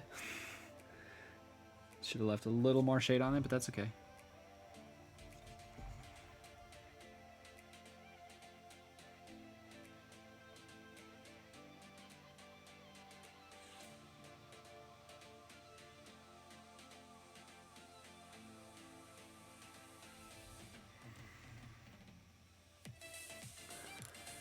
Armor Painter was my first set and hated it real quick compared to the few Citadel that I had at the time. I still use a lot of Citadel at times. Yeah, dude, Army Painter is rough, dude. It's super unfriendly, especially for new people. Like, even as like an experienced paint user, like I still struggle with Army Painters when I've had it. It's just not a friendly product. Like, it's really not. The gel medium that they use is way too thick, man. Way too thick. It's like ketchup, dude. AK Interactive is my go-to paints besides my budget craft paints. Good choice, sir. Good fucking choice.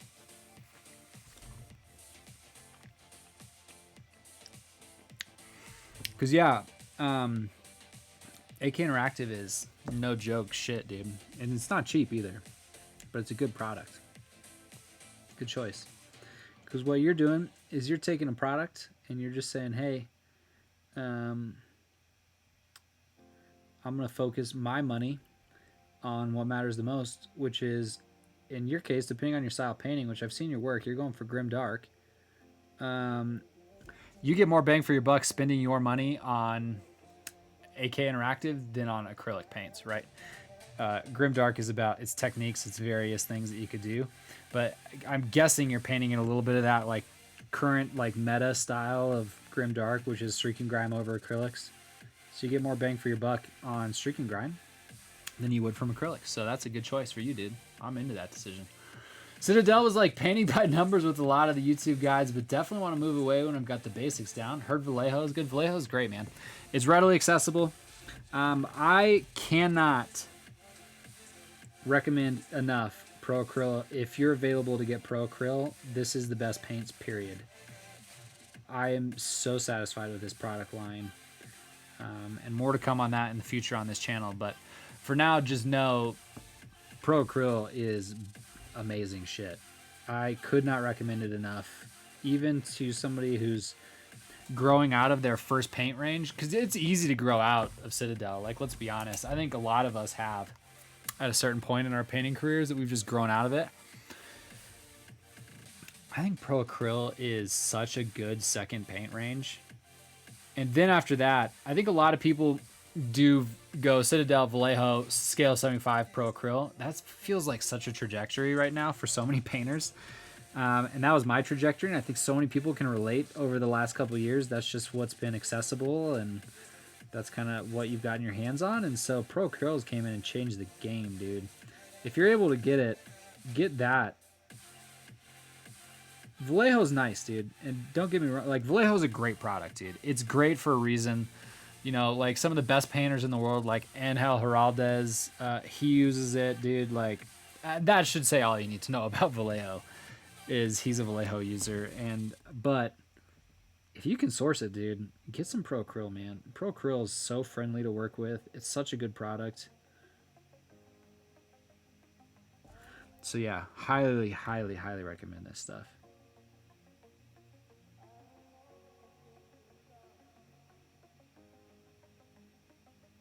And like I said, stay tuned over the next few days for some information about Pro Acryl. Pro Acryl is my favorite so far. Yeah, absolutely. Available in the UK. Not yet. They're working out something with Element Games. I think that, unfortunately, the current lockdown over there is really fucking that up, if I had to take a wild guess at what's going on.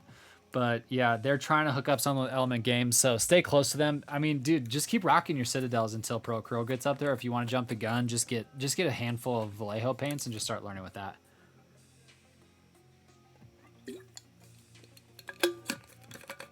How's it going? Just checking out painting streams. I'm just getting back into Warhammer 40,000. Bro, welcome. Welcome. RuneSmith89. What's up, bro? Welcome to the channel. Thanks for stopping by. I appreciate that, first of all. Second of all, dude, you could not pick a better time to be getting into Warhammer 40,000. 9th edition is fantastic. The model support is amazing. We're just geeking right now about paint ranges. Dude, the hobby's in the greatest place it's ever been in. I've been back into Warhammer for a little over 2 years now. Dude, such a good place to be. Welcome. I cannot recommend and invite you enough into this hobby, dude. You're going to have a great time. If you're even remotely considering it, do it.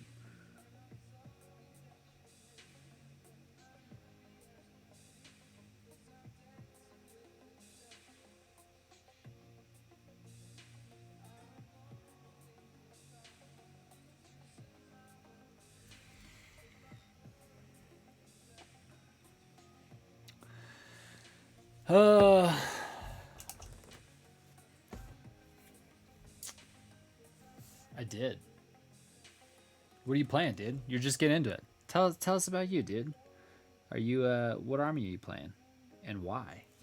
I dropped like $1,000 picking up the Necron models. Hell yeah, dude. So you are welcome to Warhammer, bro. I love that shit.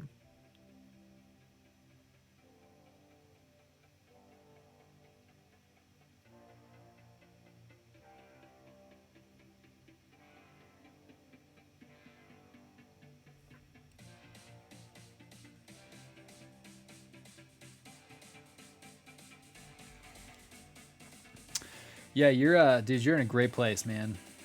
Really a great time to be in the hobby. Necrons are in a good place, casually, competitively.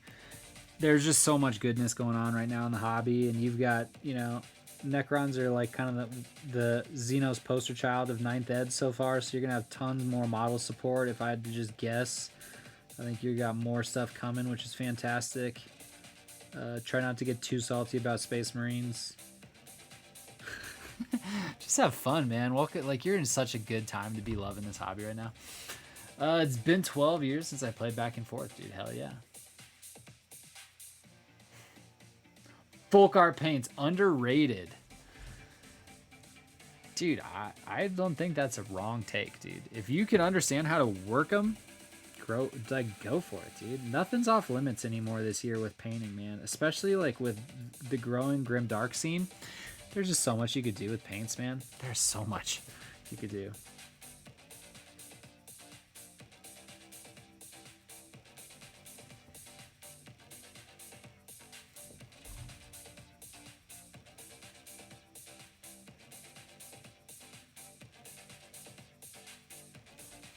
If you guys are keeping up on the stream, I just tried an oil wash for the first time the other day. Loved it. Had a blast with that.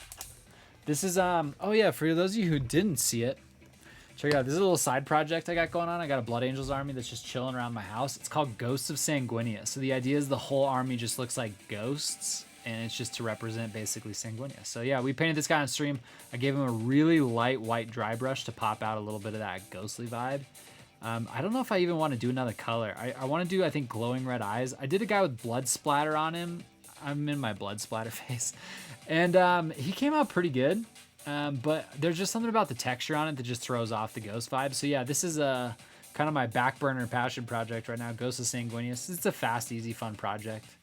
And I'll do a whole Blood Angels army like this, actually, that will eventually be for sale. So if that's your kind of thing, hit me up, and we'll talk about that. But yeah, Ghost of Sanguinius coming soon. Well, not so much coming soon, just more of it's coming. Yeah. But what up? What up in chat? What up? Welcome, those of you who are new, just tuning in. Welcome. So glad you guys made it to Saucerday Night Live. This is a Pistache Kitbash converted piece. If you guys are familiar with Pistache Kitbash from Instagram, Facebook, all over the place, he's a legend converter. And I am painting it up with a little bit of the god tier paints called Pro Acryls. Stick around, say what up. Thanks for tuning in.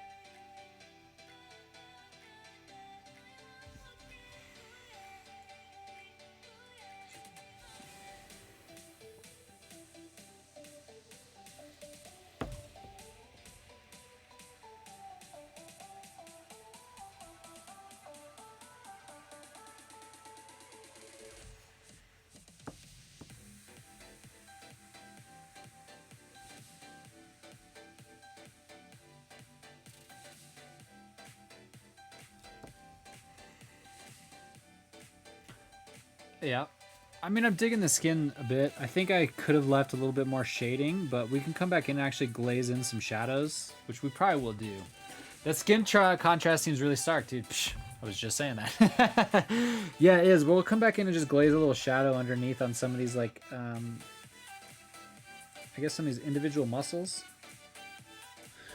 So yeah, we can keep on trucking. Actually, it sounds crazy, but I actually really like where this is going.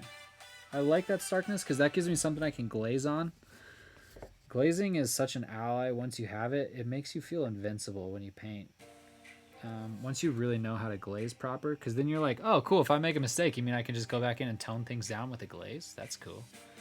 Thinking about selling a small, grim, dark kill team for charity. You should, dude.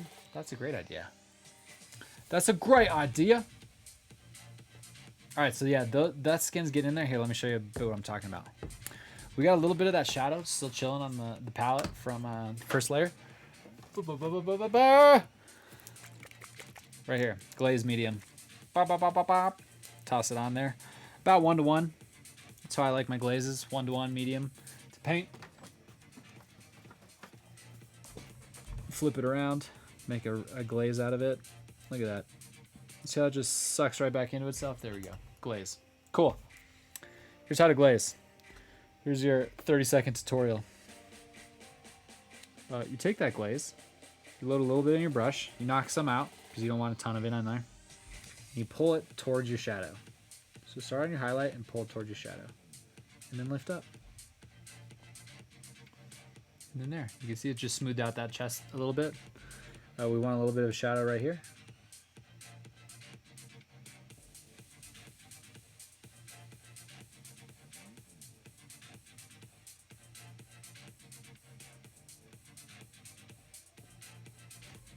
So yeah, that this chest muscle, for example, just one quick glaze just completely changes that starkness, adds a little bit more depth and transition in there, and then yeah, we're good. Cool. So yeah, I just want to show you. We're gonna keep on trucking with the highlighting phase, but yes, it is pretty stark. I've been noticing that while painting it. I'm like, I think I'm going a little overboard with this highlight placement, and then it's like, wow, I still have another highlight to go even too. This is gonna get very intense.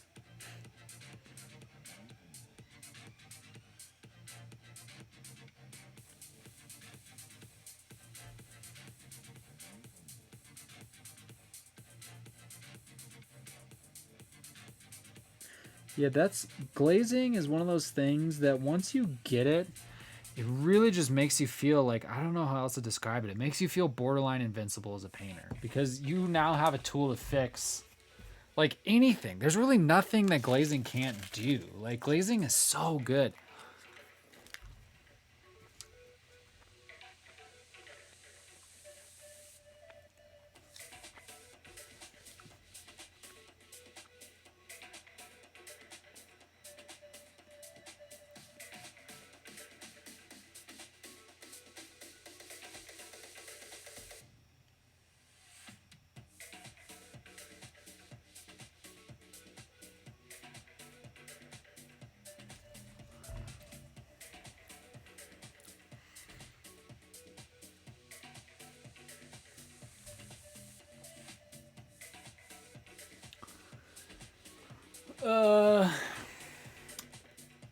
We need a hat command for when you're blocking the camera.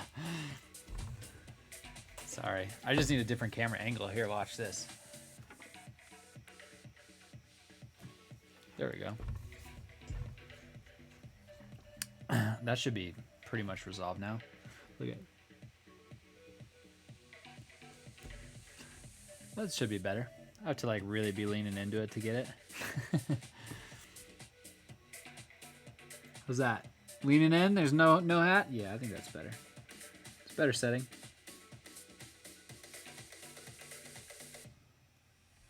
Damn it! Still in there. Here, let's get it like this. Even more.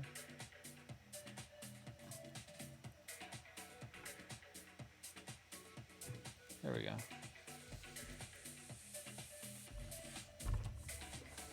Now how's that? That should be...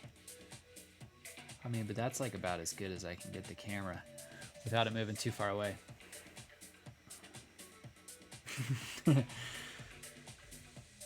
But good call.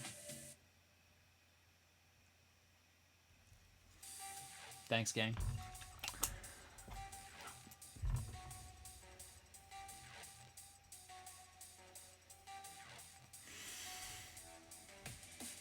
Sauce, pay attention. Yeah. I saw. What do you want? Oh my gosh. Do we have to should we unmod Kiefer?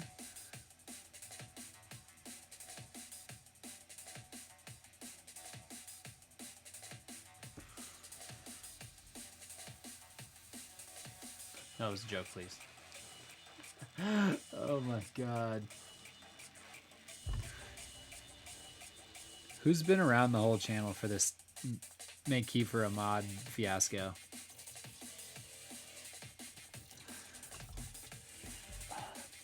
Yo, this song sucks. I don't know what the hell this is. Monkey has. Is he even in here? I haven't been able to keep up on the chat. Like who's in chat, that screen.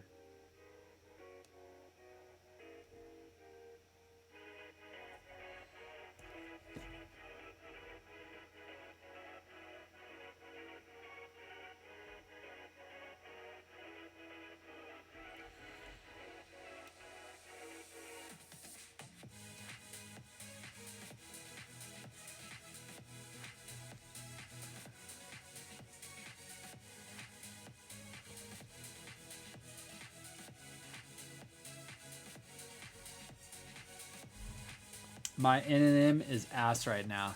Yeah, dude, it'll look like shit probably the first 3 or 4 times you try it. But when you get it, dude, it is like the best.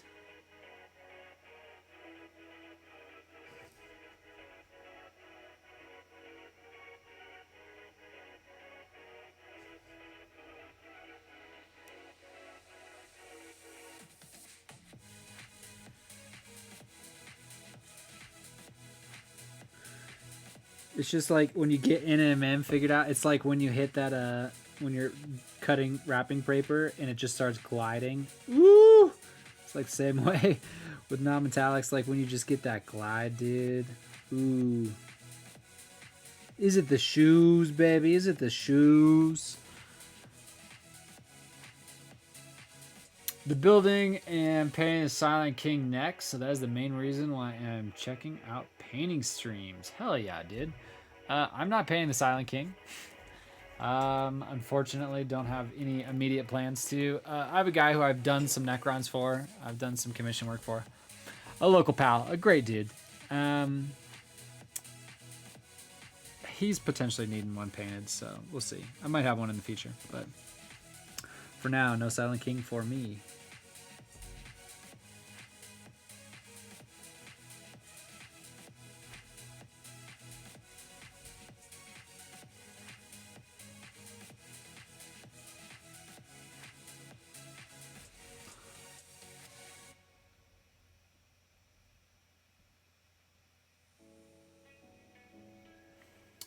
Do it grim dark. Yeah, if you go to my Instagram and scroll down to the Seraptic Construct, there's like a big ass Forge World Necron model. That's what I painted for him. So it'll be a bit in that theme. It's I wouldn't say it's like full blown grim dark. It's definitely weathered. It's a nice medium between my style and just normal tabletop style stuff. But he's a fun dude, good buddy, local guy. I like doing work with locals. So I'm not sure. I'm my Facebook page, like my messenger is just constant. I'm just constantly getting hit from like groups and like locally people like, hey man, you do commission work. Hey man, hey man, hey man. It's just out of control. So yeah, for those of you curious if I do commission work, unless you literally live in my city, I do not currently. So sorry. I might open some up in the future for next year. Considering taking some smaller commission projects. And when I say small, I mean, well, I'm used to painting armies, man. That's the deal. Is I paint, but like I paint armies, man. I paint tons of miniatures. When I say I'm gonna open my commissions up, it means I'm gonna like open it up for like a start collecting box, basically. That's like my ideal size.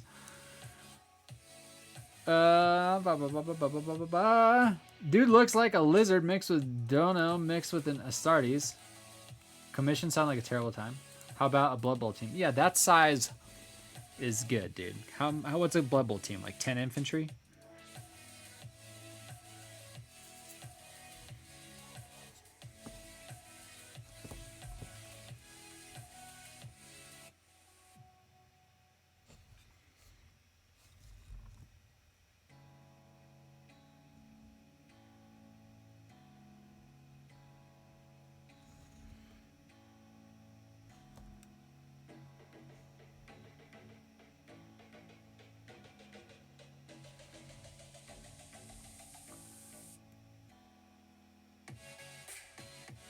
$11. Yeah, dude. Perfect size commission. I just painted 10 infantry for a commission I'm working on right now. Yeah. Oh, hey, while everybody's here, fuck, I forgot to set up a timer for it. Shit. For those of you new, I'm doing a 24-hour stream next Friday for Movember. So tune in. It's going to be a real banger. I don't know. I might be actually working on the Slaves to Darkness commission during it. Or I might be doing just kind of like something fun and different. Like I might just paint some Dark Angels. I got some Dark Angels that I need to fire up. So I might paint some of them. But yeah, swing by. Swing by. Help me raise some money for charity. I'll have a Movember donation set up. So yeah, swing by next Friday, 24-hour stream. Never done a 24-hour stream. It's going to be probably horrible, but I'm very excited to do it. I'm doing alongside with a couple other streamers. So Sarantis is the first guy who I've heard back from who's like fully on board. But yeah, that'll be super fun. So yeah, 24 hours of the sauce. You get this bullshit for 24 hours. Kiefer probably, hell yeah. We got a little bit of some uniting going on. A little bit of that raising some money for the boys. Yeah, if you guys want more information on it or just kind of a quick overview of kind of my plans for it, go to my YouTube. I put up a video about that. It is part of a charity series called This Stream is for the Boys. Swing by though. It's going to be fun. I hope to see some of you guys there.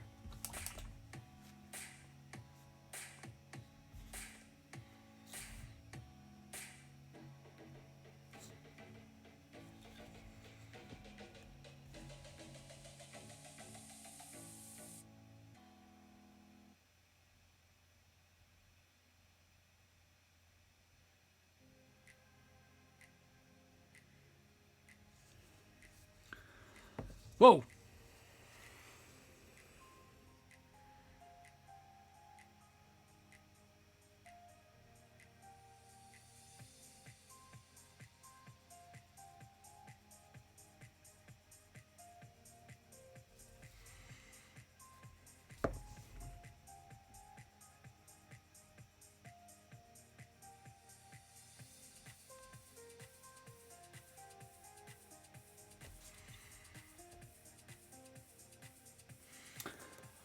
I'll swing by. My boss wanted the week, so I won't have anything better to do while I am painting.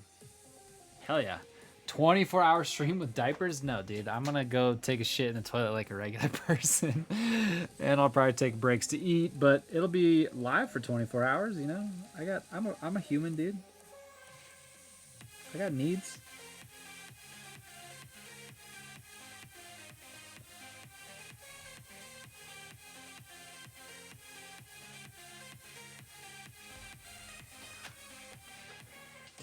I got things, bro. Movember podcast I might do. Hell yeah. Dude, fire it up, man. Yeah, if you guys want to do anything or want to be a part of it at all, if there's any content creators or makers inside of the channel, join my team. Like I said, go to the YouTube video that I put up last week. It explains a little bit more about what's going on. I've got all the links to my teams where you can donate are in there. I will have, obviously, bots and timers set up the day of the stream to pop those up. And yeah, we'll be good to go next week. But yeah, if you're interested in joining or wanting to get some more information about it, that is the place to go. It is an open invitation for all content creators to join me in any way, any way that you want to help raise money for Movember, if that means you just want to do a podcast, if that means you want to just sell like an army, whatever you want to do, whatever you can do as a content creator. The challenge is next Friday the 20th. Do it. Do whatever's important to you. But especially if you're a streamer, you got to go live for 24 hours.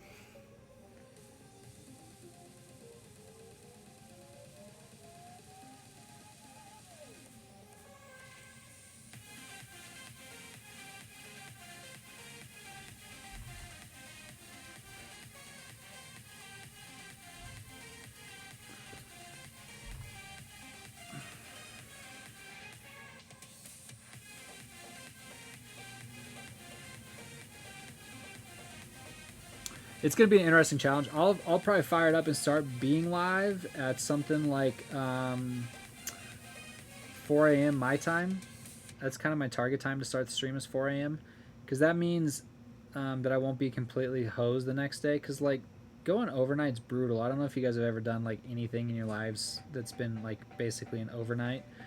But, yeah, it sucks. So what I've learned in doing them in my life is that if you can sleep the next day until like 10 or 11 and then just act like everything's normal, it just only makes it one weird day and not two. Going overnight usually fucks up 2 days unless you do it right.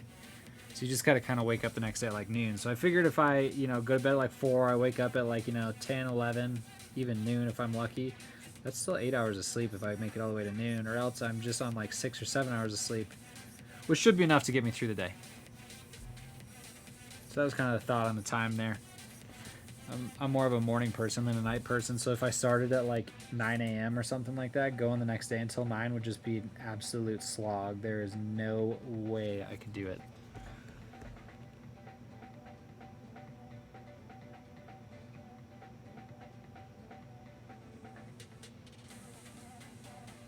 What are you doing, camera?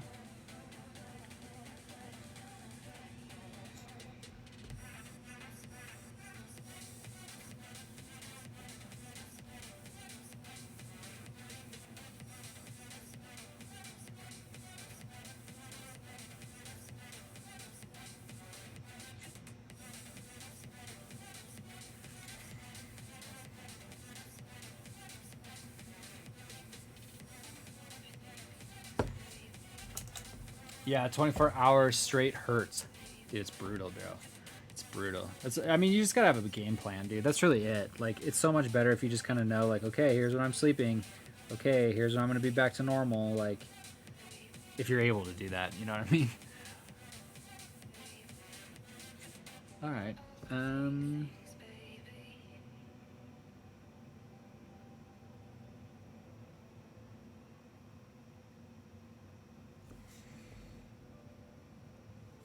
So yeah, skin's getting there, slowly but surely. We're gonna have to come back in and start glazing back over some of these highlights a little bit, smooth that out.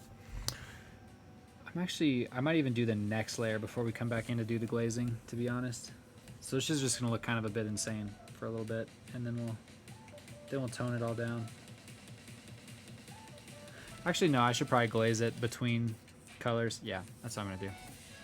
It has been decided. It is decided. It has been chosen.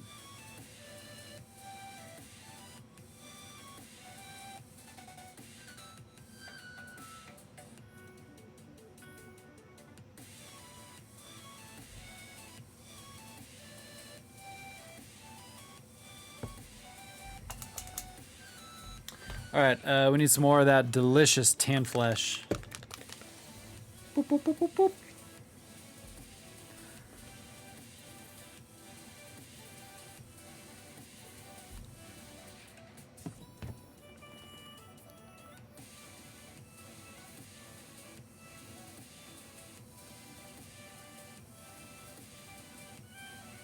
Sorry, this is an important thing.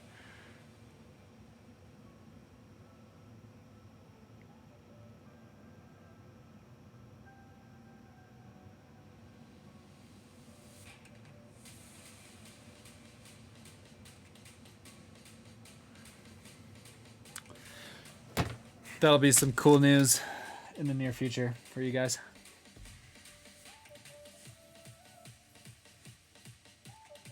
That message right down there. That message right there. All right, this stuff's gonna need to get mixed down a little bit more. There we go. That's what I like to see. It's pretty much a glaze right now. Kind of a bit of a thick glaze, but it's a glaze, which is great.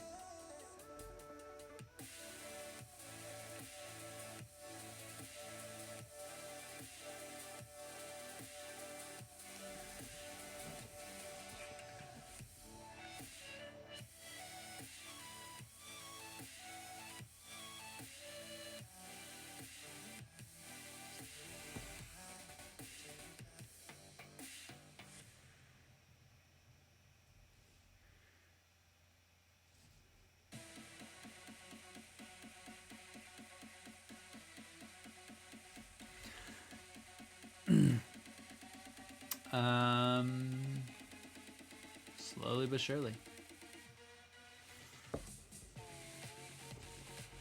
This skin is taking a lot longer to paint than I thought it would.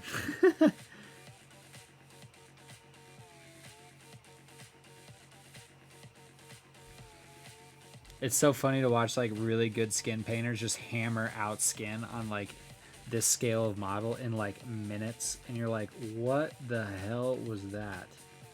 It's just like epic understanding of highlight placement and like perfect paint consistency and knowledge of layering just magically makes things happen for certain people.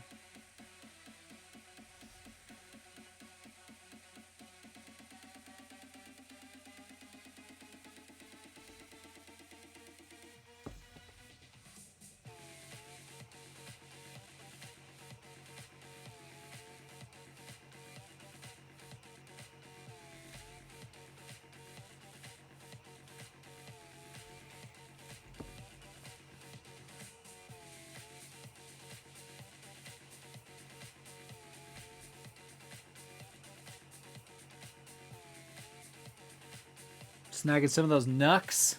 Those knuckly boys.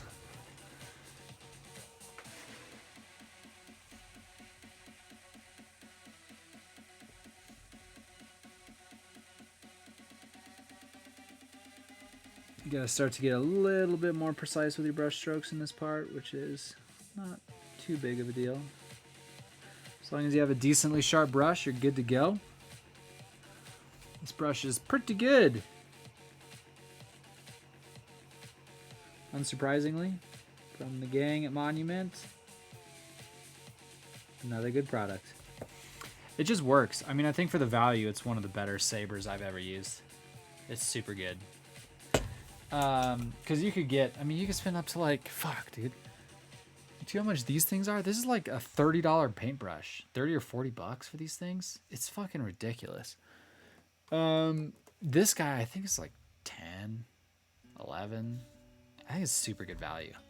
And they like run random sales on them and stuff. So yeah, if you ever see Monument doing a sale on brushes, stock up.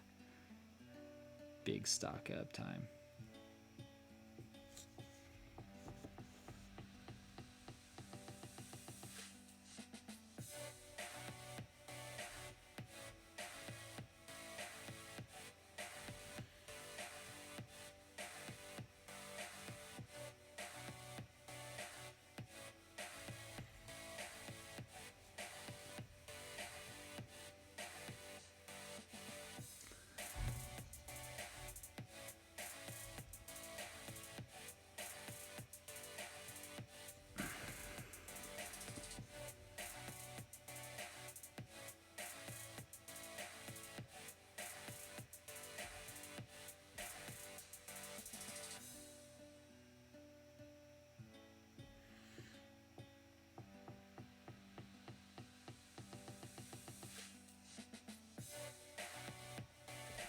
It's kind of fun to paint skin this way.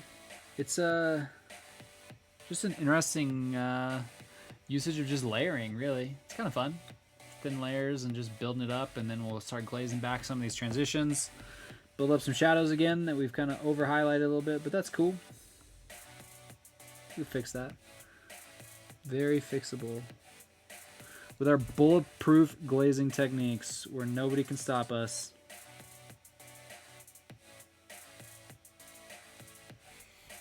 Overdid something? Glaze it. Need a better transition? Glaze it. Need more highlight? Glaze it. Like, seriously, glazing is... For those of you in chat, aspiring painters, hobbyists, learn glazing immediately. I wish I would have learned glazing earlier in the game than I did.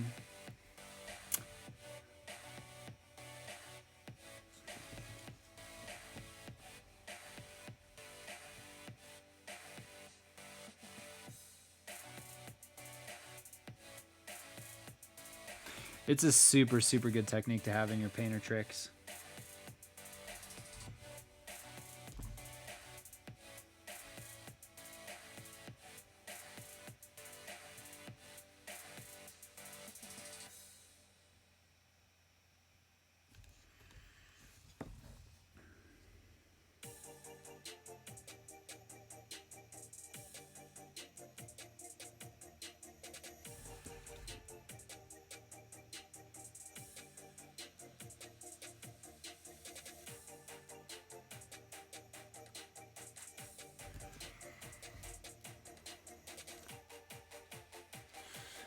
Painting skin and faces, story time. What?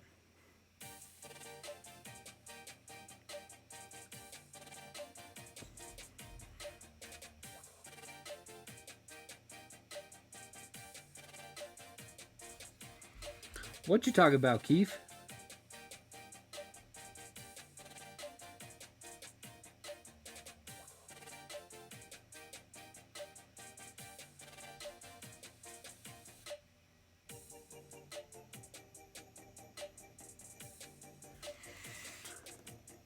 Should I get a books emote? For just like books? I redeemed a story, but you said it could be used at a later date. Like 20 minutes ago. So what do you want to hear a story about? Painting skin and faces? Well, I've been showing you that. Okay, let me think. I'll tell you a story about painting faces. We'll talk about faces. All right, so when you paint faces, this is the biggest issue that I see people make when they're painting faces is order of operations. And we're actually going to make this mistake that I'll tell you not to make today. We're doing this differently. But you can do it, I think, a little bit more in this style. I think I can get away with it on this guy just because of what's actually going on this face. Here's my painting faces tip. When you paint faces, paint the eyes in the middle. So like if we were going to do this proper, actually, and now that we're talking about it, I will do it. We should paint the eyes right now before we do the next layer. And the reason is because if you get stuff on the skin or somewhere else while you're doing that, you still got to paint more. That's the biggest mistake I see people making with painting faces is they paint their eyes at the very end when in reality, painting eyes should be one of your very first steps when you're painting a face. As long as you have good enough brush control not to screw up your eye after it's done. So that's something I see people screw up a lot. And to actually not screw that up, we're going to actually paint those eyes. Yeah, which actually might be next. We need to check the skin, but it's close. So yeah, there's a little pro tip for you. How to paint eyes like a boss. Thanks. Yeah, dude, the Storytime with Sauce is just such a channel meme. It's so funny. Dude, the first Storytime with Sauce reveal was just epic. I was dying so hard when I made that overlay. I was just laughing so hard the whole time. I was like, this is so ridiculous. Why am I doing this? And I was like, well, I guess I run a pretty ridiculous painting page, so... And I have some very ridiculous followers who I'm very, very thankful for. So, Sauce, Storytime with Sauce was born. And it's completely ridiculous. I suck. My hands shake like a really shaky thing, so they always look like dump. Well, that's, yep. Depends. My brother's the same way. He's got really shaky hands. Like, I've tried to give him tips. There's certain things you could do. Like, there's some people who talk about, like, how to hold and how to position yourself when you paint. So, like, I don't know if you can really see this right now. Right here are arms of my chair. When I paint, if I'm really painting something steady, these are like pushing down, and I've got this here. I'm pushing the model on the miniature holder into my desk so it's not moving. I've got my hand now, my palm resting on the painting handle hand, and I'm kind of just like bloop, bloop, bloop, bloop, bloop. So it should help take away any of the shakes that you got. Should help, but it just depends on if you got real shaky hands, dude. My brother does. Nothing helps that guy. My first time doing eyes, I did them last, and it sucked. Now I do eyes first every time. There you go. Exhibit A. All the scientific proof you beautiful people need.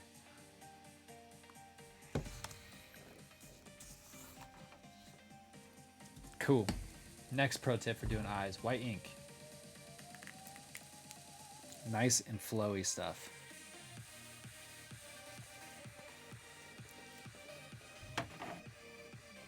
Get literally your tiniest brush that you have. That's how I paint with mine. Let's get this guy. Yep, there we go. Get like, yeah, just the tiniest little bristles you got. White ink is nice for eyes because it just really is so flowy, which is really what you want. You just want to just touch the eye and for it to just really immediately just come right off, and that's it. You don't want to spend a lot of time in there.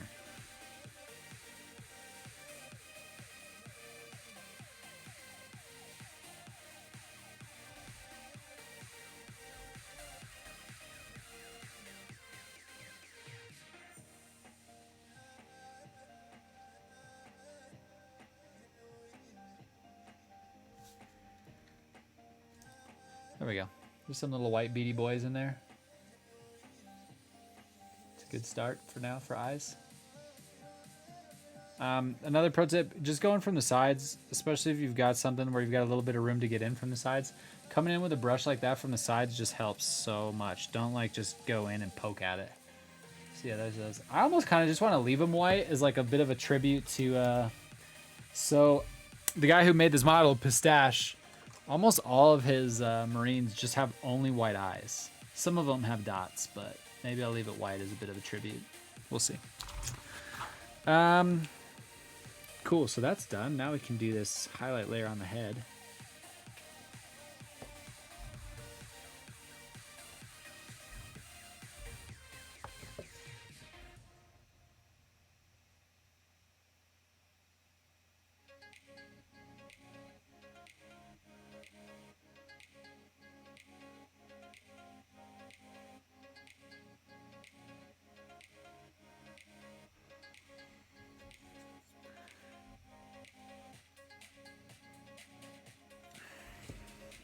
Highlight placements on the heads can be a little bit tricky. Just follow like the eyebrow lines, other details like that that help. Anything that's recessed, try to stay away from it, obviously. It's just a lot trickier on a face because it's so much smaller.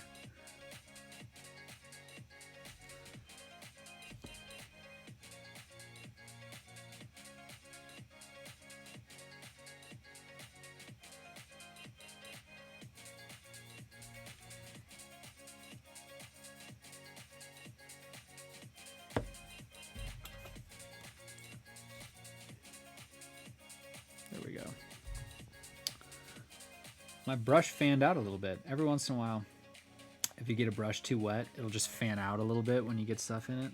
Could be a bit of an issue. Just wash it off and dry it, start over.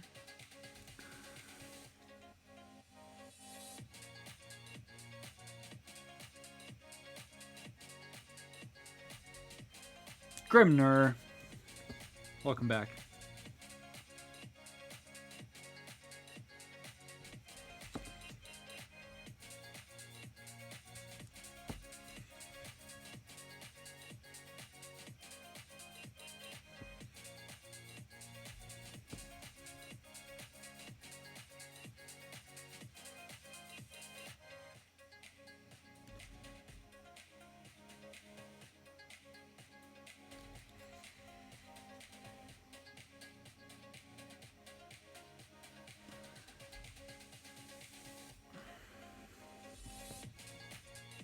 Yeah, as you kind of progress through the highlights, skin really comes to life, which is kind of cool.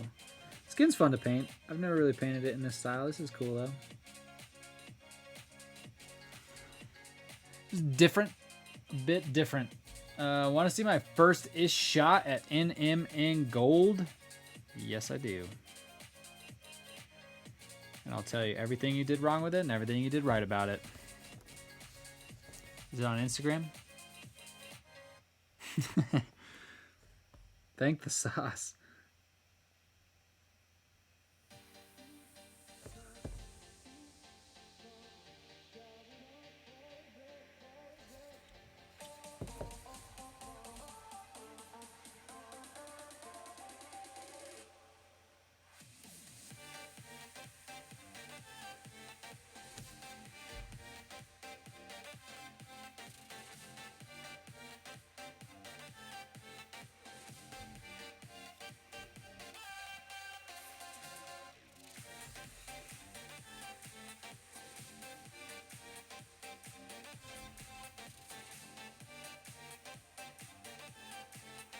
So on this one, you'll notice I'm really just kind of pushing the brush in the direction where the highlight would be. So like kind of the head, the forehead, the brows, everything. We're trying to get those pigment deposits on like our maximum highlight areas for now. And we're still going to keep highlighting this, building these up a little bit more. But for now, we just want, you know, most of those highlight areas in place.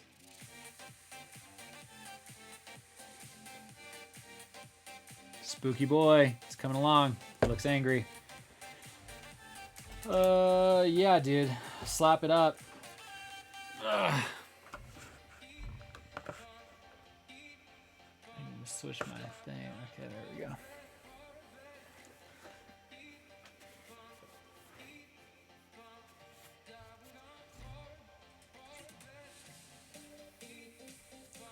All right, so we're gonna go back to this little bit of a shadow flesh glaze that we made just a few minutes ago.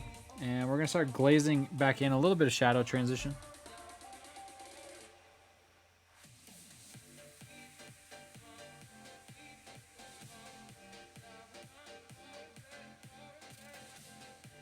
Help smooth out a little bit of that.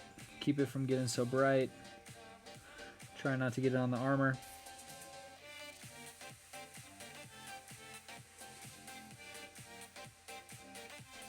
It'll help just build up some of those, yeah, just really, I mean, that's really the best way to put it. We're just building up more transition in the skin tones here between that highlight there and the shadow. Just more smooth, more realistic.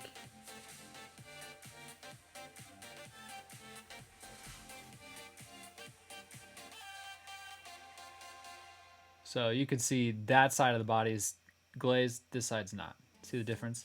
How smooth that side is. We want an emphasis on the areas where the shadow meets the flesh.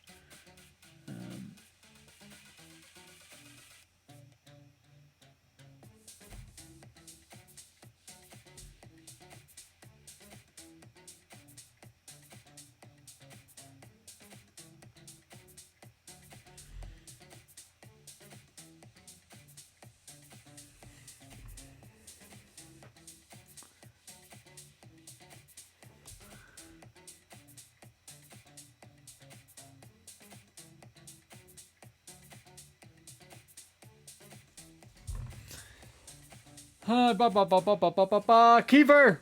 Kill that person. Kill that robot, Kiefer. Boot the bot. Boot the bot. Is Kiefer still lurking? Oh, man.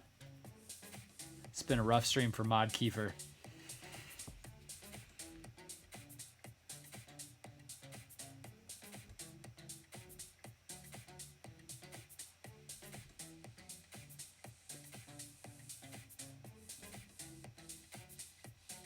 So yeah, we're kind of just following the contours, just edging back in some transition along the shadows. That's really it.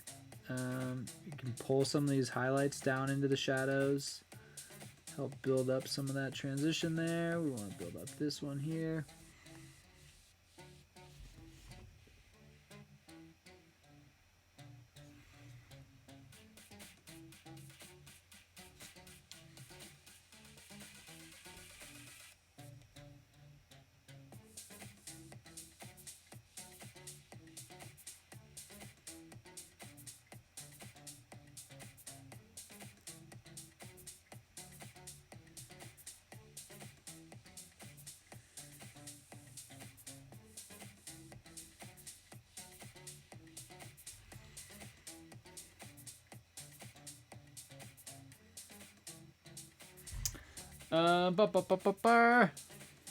Instagram? What? It's up? What are you talking about? I'll post Starforge. I'll post link in a sec. Yeah, throw up that link when you get a second, bro. We'll check it out.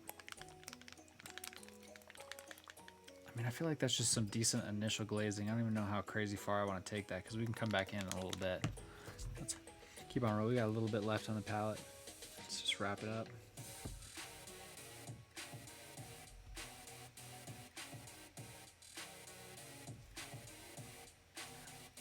Actually, yeah, we're gonna need a little more.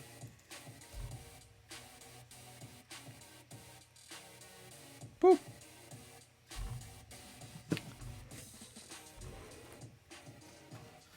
Glaze medium. 1-to-1. That's my desired paint to glaze. I just love that amount. It's such a good amount of glaze.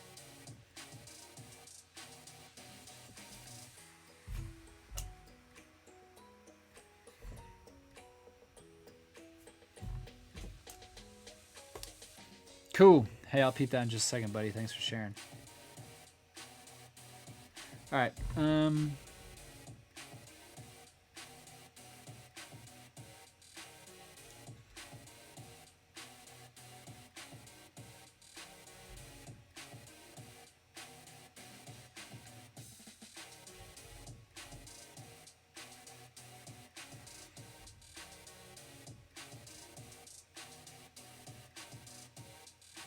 We want a little bit more glaze in there. That's coming out a little bit layery. I want it a little bit more glazy. There we go. That should be enough. So maybe a tad more paint came out than I thought. So we're just adding a little bit more glaze medium, and we're just right back in the mix.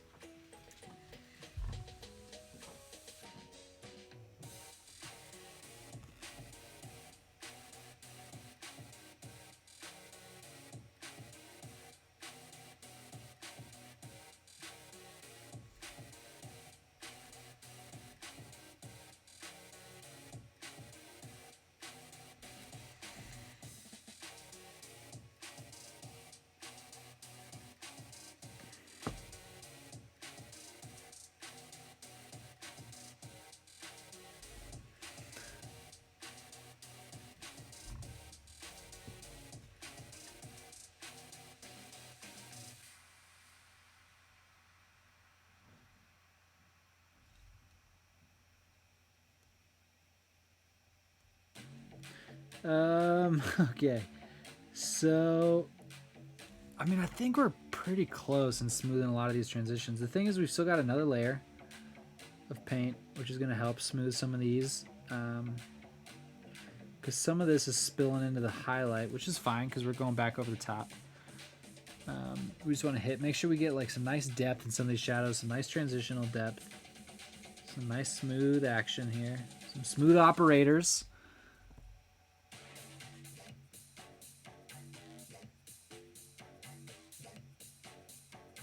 You can see I'm a bit rough sometimes with glazing. I just hammer shit in.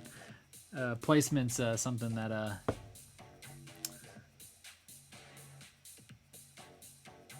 don't spend too much time on. Sometimes I just toss in the glaze where I feel like it needs to be.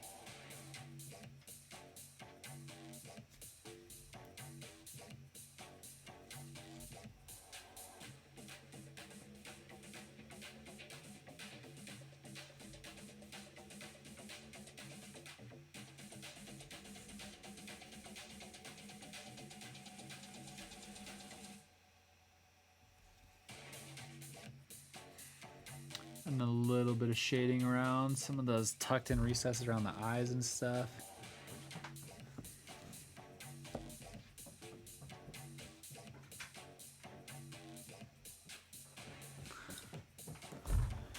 My wife. Hi. Hi, what are you doing? I'm just gonna give you these. Just brought some gummies? Yeah. God, I love you. How was the shopping extravaganza? It wasn't really an extravaganza.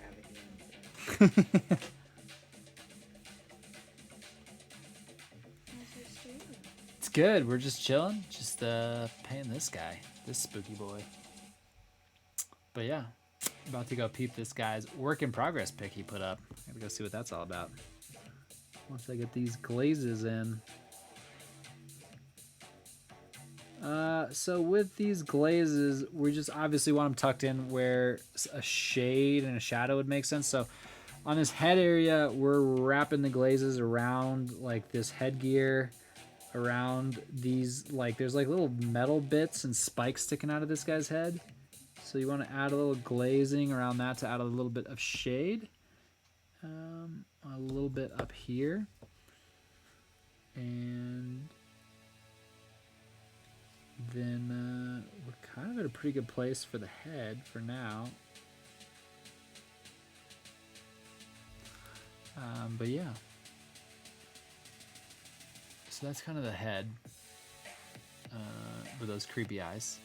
And then, yeah, the skin colors still needs a bit of transition, but that'll be in really kind of the next highlight layer. And we could even do a crazier highlight layer. We can still take this in a couple directions, but that just helps smooth all those color transitions from the skin tones. Tuck some back in the shadows there, and then I think we're good to go into the next steps. Still not like super butter smooth, but more to go. Right here needs some more separation and help in those shadows.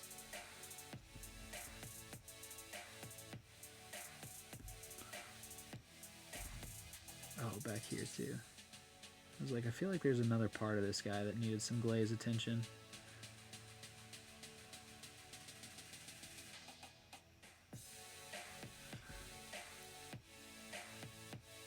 All right, cool. So there's that.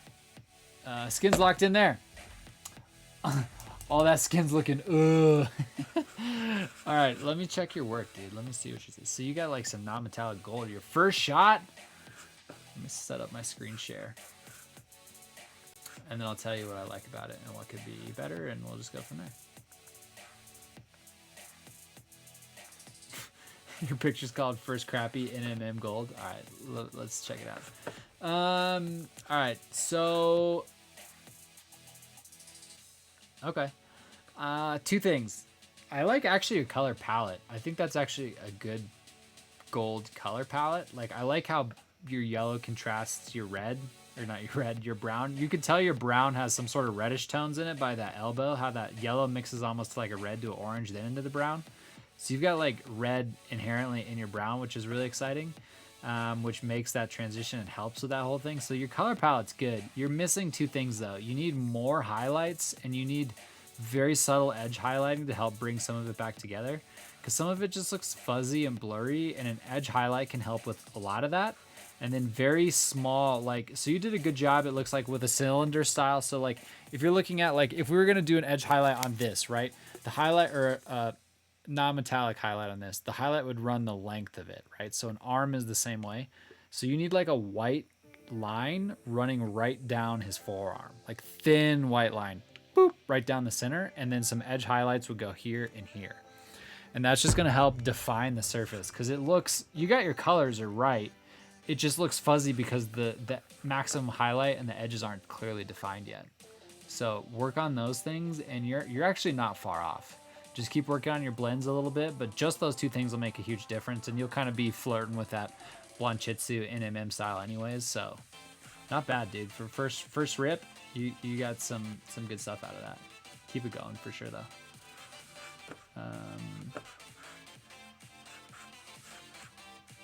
Boom. Back to the party.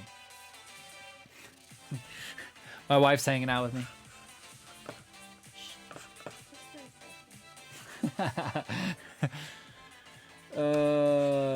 Okay. Did it transition? Are we back in action here? Get out of studio mode. Oh yeah. Okay, cool. There we go.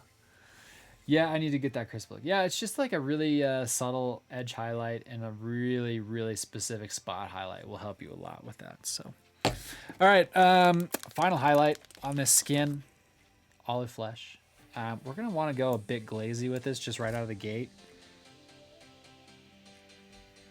Just knowing how much we kind of just had to fix with some of the previous layers. So we're same thing. We'll go one extra drop, one more drop than I think I need with the glaze medium, just to get it really nice. And so I'm grabbing just a tiny bit of the pink tone in this glaze mixture that I'm making, the shadow tone, shadow flesh, fleshy shadow. think it's called Shadow Flesh. But that bass tone, we're getting just a little tiny bit in there.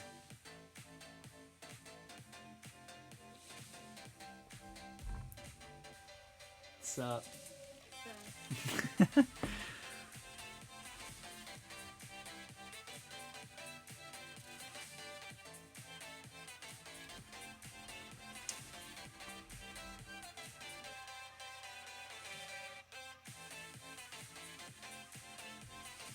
I need a little bit more paint than that. It's like not even showing up.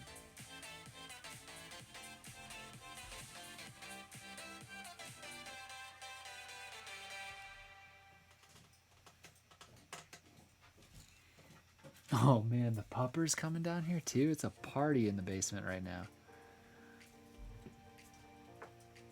Has he gone to the bathroom? He's gonna poop. Yeah, he went earlier. He's gonna poop. He's not. So yeah, this is just the skin highlight layer. A final little bit of skin flash on there.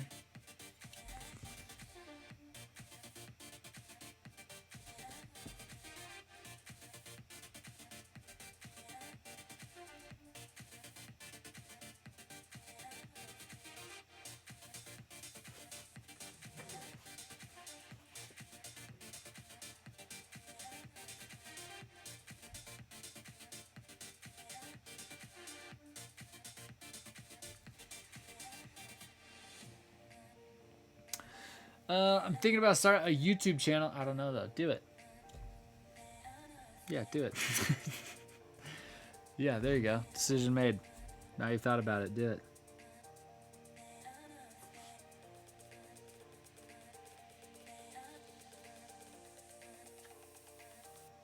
You also could just like house your content on there. So yeah, just do that.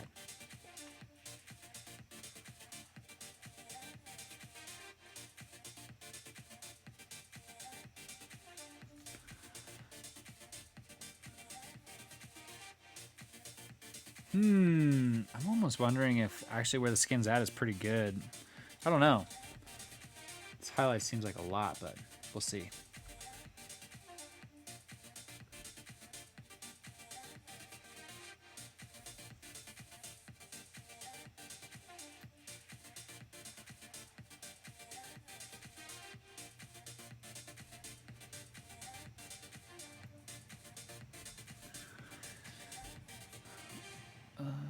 Some really, really subtle skin highlights in there. I think I'm gonna have to glaze all these back too with the same shadow color. Which is fine.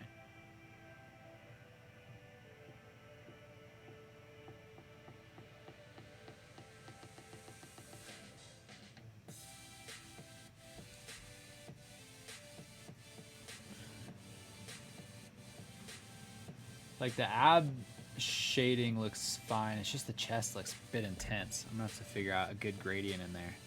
It's a bit crazy. Do it, bro. Yeah, the sooner the better. Still streaming. Yep. Definitely started up. You should definitely buy a webcam. The sauce loves his. It's always lagging. I don't get it. I'm probably gonna do my budget hobby tips and hobby progression. Yeah, dude. Definitely start a YouTube channel. Do you want to show the dogger off? Look at him. He's like maximum chill right now.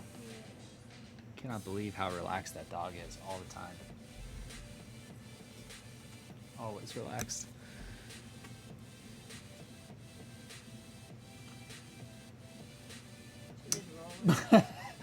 Oh, Pog, let's see dog.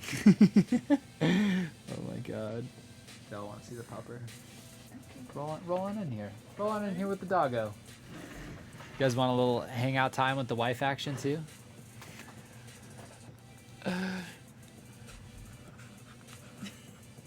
Check it out. Full on view of the pupper. Oh my god. He's so ridiculous. That's how he likes to be held. He'll just sit. If you just hold him like that, he'll just do that all day. He'll just chill. Oh no. Oh, what a ridiculous dog. So funny. That guy's insane. Small dog. Yeah, he is small boy.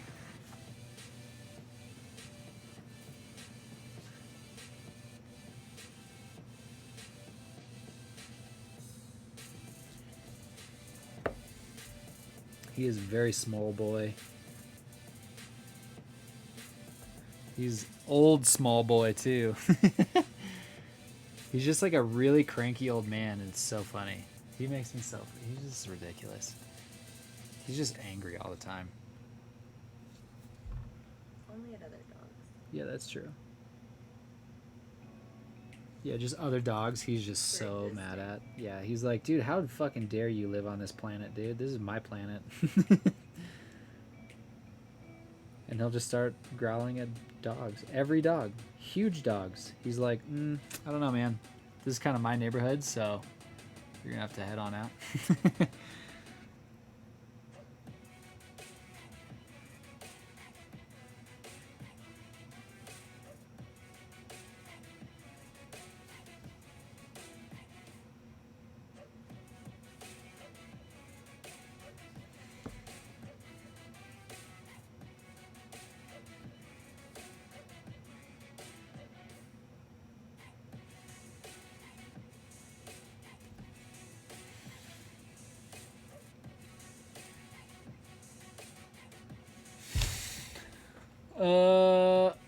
Kiefer, where did you go? Yeah, Kiefer, you missed a hype bot showed up and is trying to sell me followers. You missed that. So that was a thing.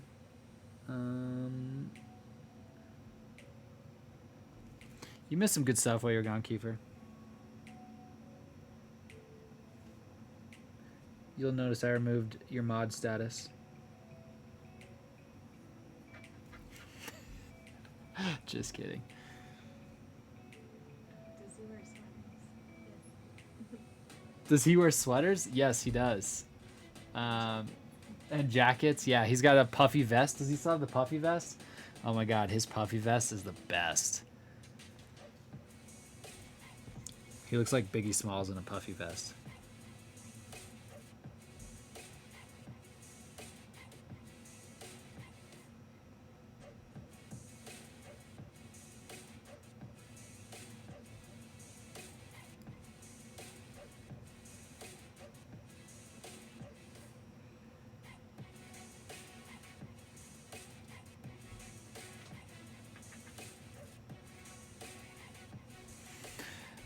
Yeah, I mean, the skin's coming right along. I like this technique. It's a way that I've been meaning to try out painting some skin tones and just haven't, because I thought it could take a while. Turns out it does take a while, but you have a lot of control over just the different way the skin looks and works, which is kind of cool.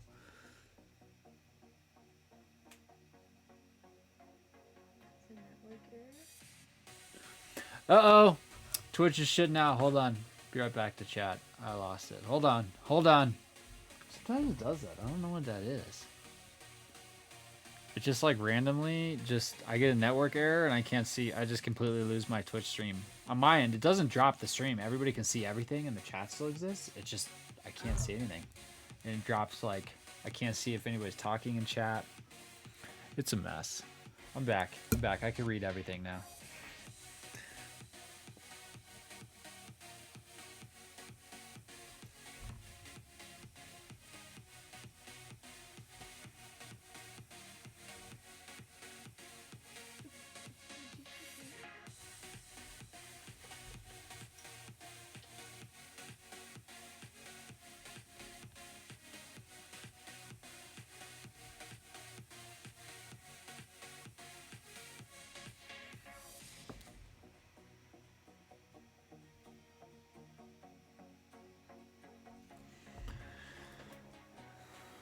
I mean, I feel like the skin, I'm not quite sure exactly how highlighted up I want to make it. Like, I feel like I could just keep pushing it if I wanted to.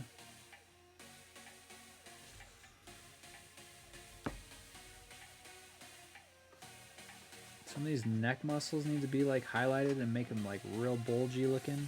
Just a really angry guy.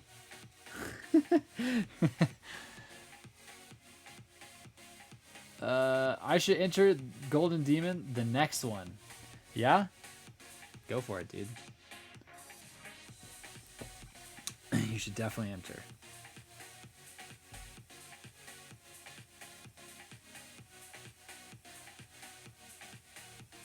I have really almost no desire to do Golden Demon.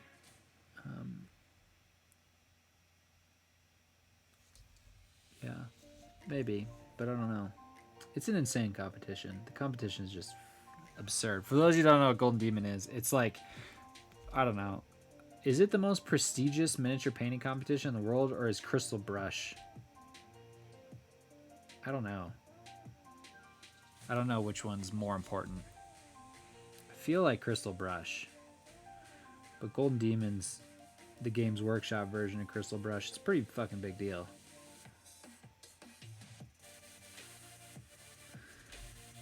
But yeah, it draws.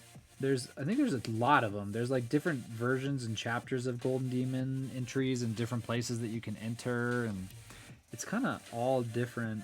Is what my understanding of it is. Because there's I follow this account on Instagram. You guys should check out. It's called Golden Demon Compendium, and it's like basically they just put up almost it's like usually a post a day of just a Golden Demon winning model, and it's just insane, man. It's such a crazy thing to just keep tabs on, is just watching all these Golden Demon entries. It's so crazy. You'll see some mind-numbing paint jobs. And then some other stuff that doesn't seem like super insane, which is kind of cool. For those of you aspiring super badass painters. I don't think that's something that I'm really super into, the Golden Demon.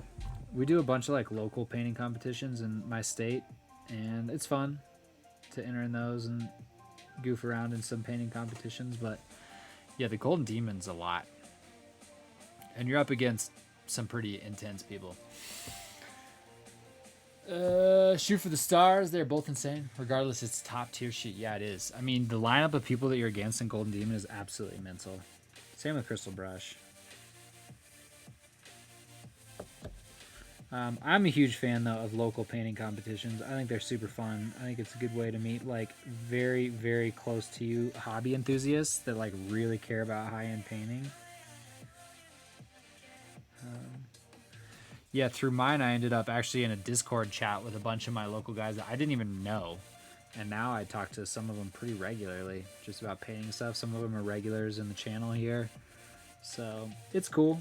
Local painting competitions are a great source for like inspiration and just growing into the hobby and getting to know other like-minded people. You'd be surprised how many people like you don't know through like the gaming scene that all of a sudden you know through the painting scene once you start like entering in competitions and stuff. So it's cool. Definitely would recommend it.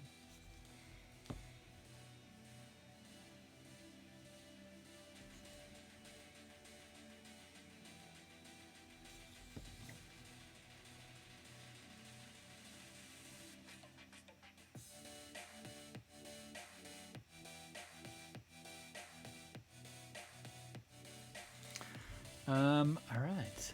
Skin. Pretty good. We got a couple like hot spots on the skin that I'm gonna need to come in and smooth out in the future with some glazes, but I mean, I think that's kind of the gist of it.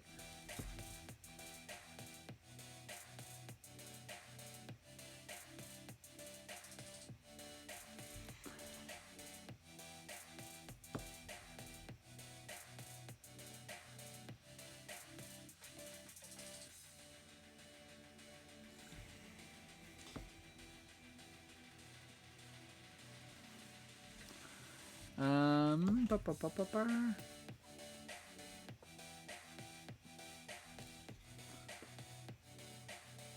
mean, you can just kind of keep adding more and more highlights and just really build it up. So you want more, like, I want the brightest highlights really feel like they're on the face. Like, you always want, like, a face to be your focal point on your model.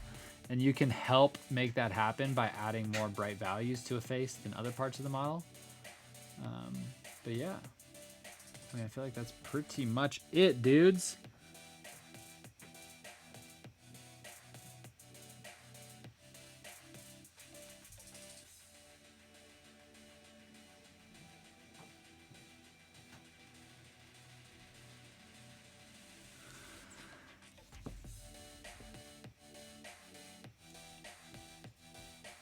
Yeah. That's the skin on this fella. I think that's a good start. I mean, I can definitely keep refining this in the future. Some of this I'm going to have to glaze back down. Really get in there and just make sure we get some smooth transitions and some nice colors. I mean, I feel like I went a bit too bright in the chest here, which I can knock down, but the rest of it I feel like is pretty close. This shoulder feels goofy. This piece right here does.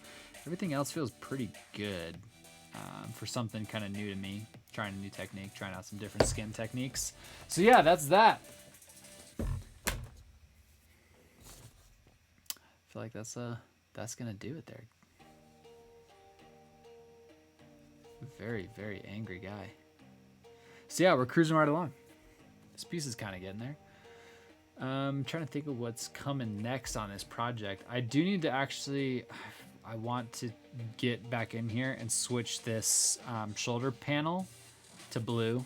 Still can't fucking believe I painted that red on stream after saying I was going to paint it blue also on stream. Like, truly an absurd mistake to make. But if I paint it blue, I'm going to really have a problem getting back in there to re-weather it the same way as everything else. All the armor feels similar. But yeah. So that's that, dudes. Should we go raiding? Should we go say what up to Duck? We're ending the stream with a small gang today. Small gang. Small boy gang. Yeah. Time to go raid Duck. Is that the target for today?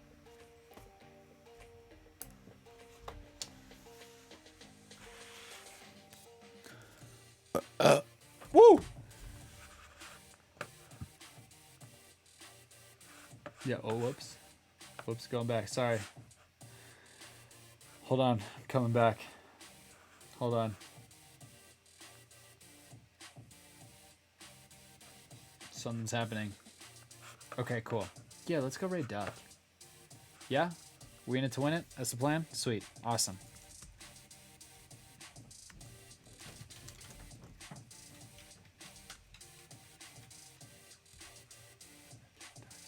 Banger. All right, gang. It's been a solid Saucerday Night live stream. Nice new break-in with a new mic setup. Yeah. Thank you guys for coming by. Stick around next week. We're going to keep going on this Pistache Kitbash project every Wednesday until it's done. That's the topic of Saucerday Night Live. You guys stay safe out there. Love you. Blow up Duck's chat when you get in there, by the way. And hit him with all those sauce emotes.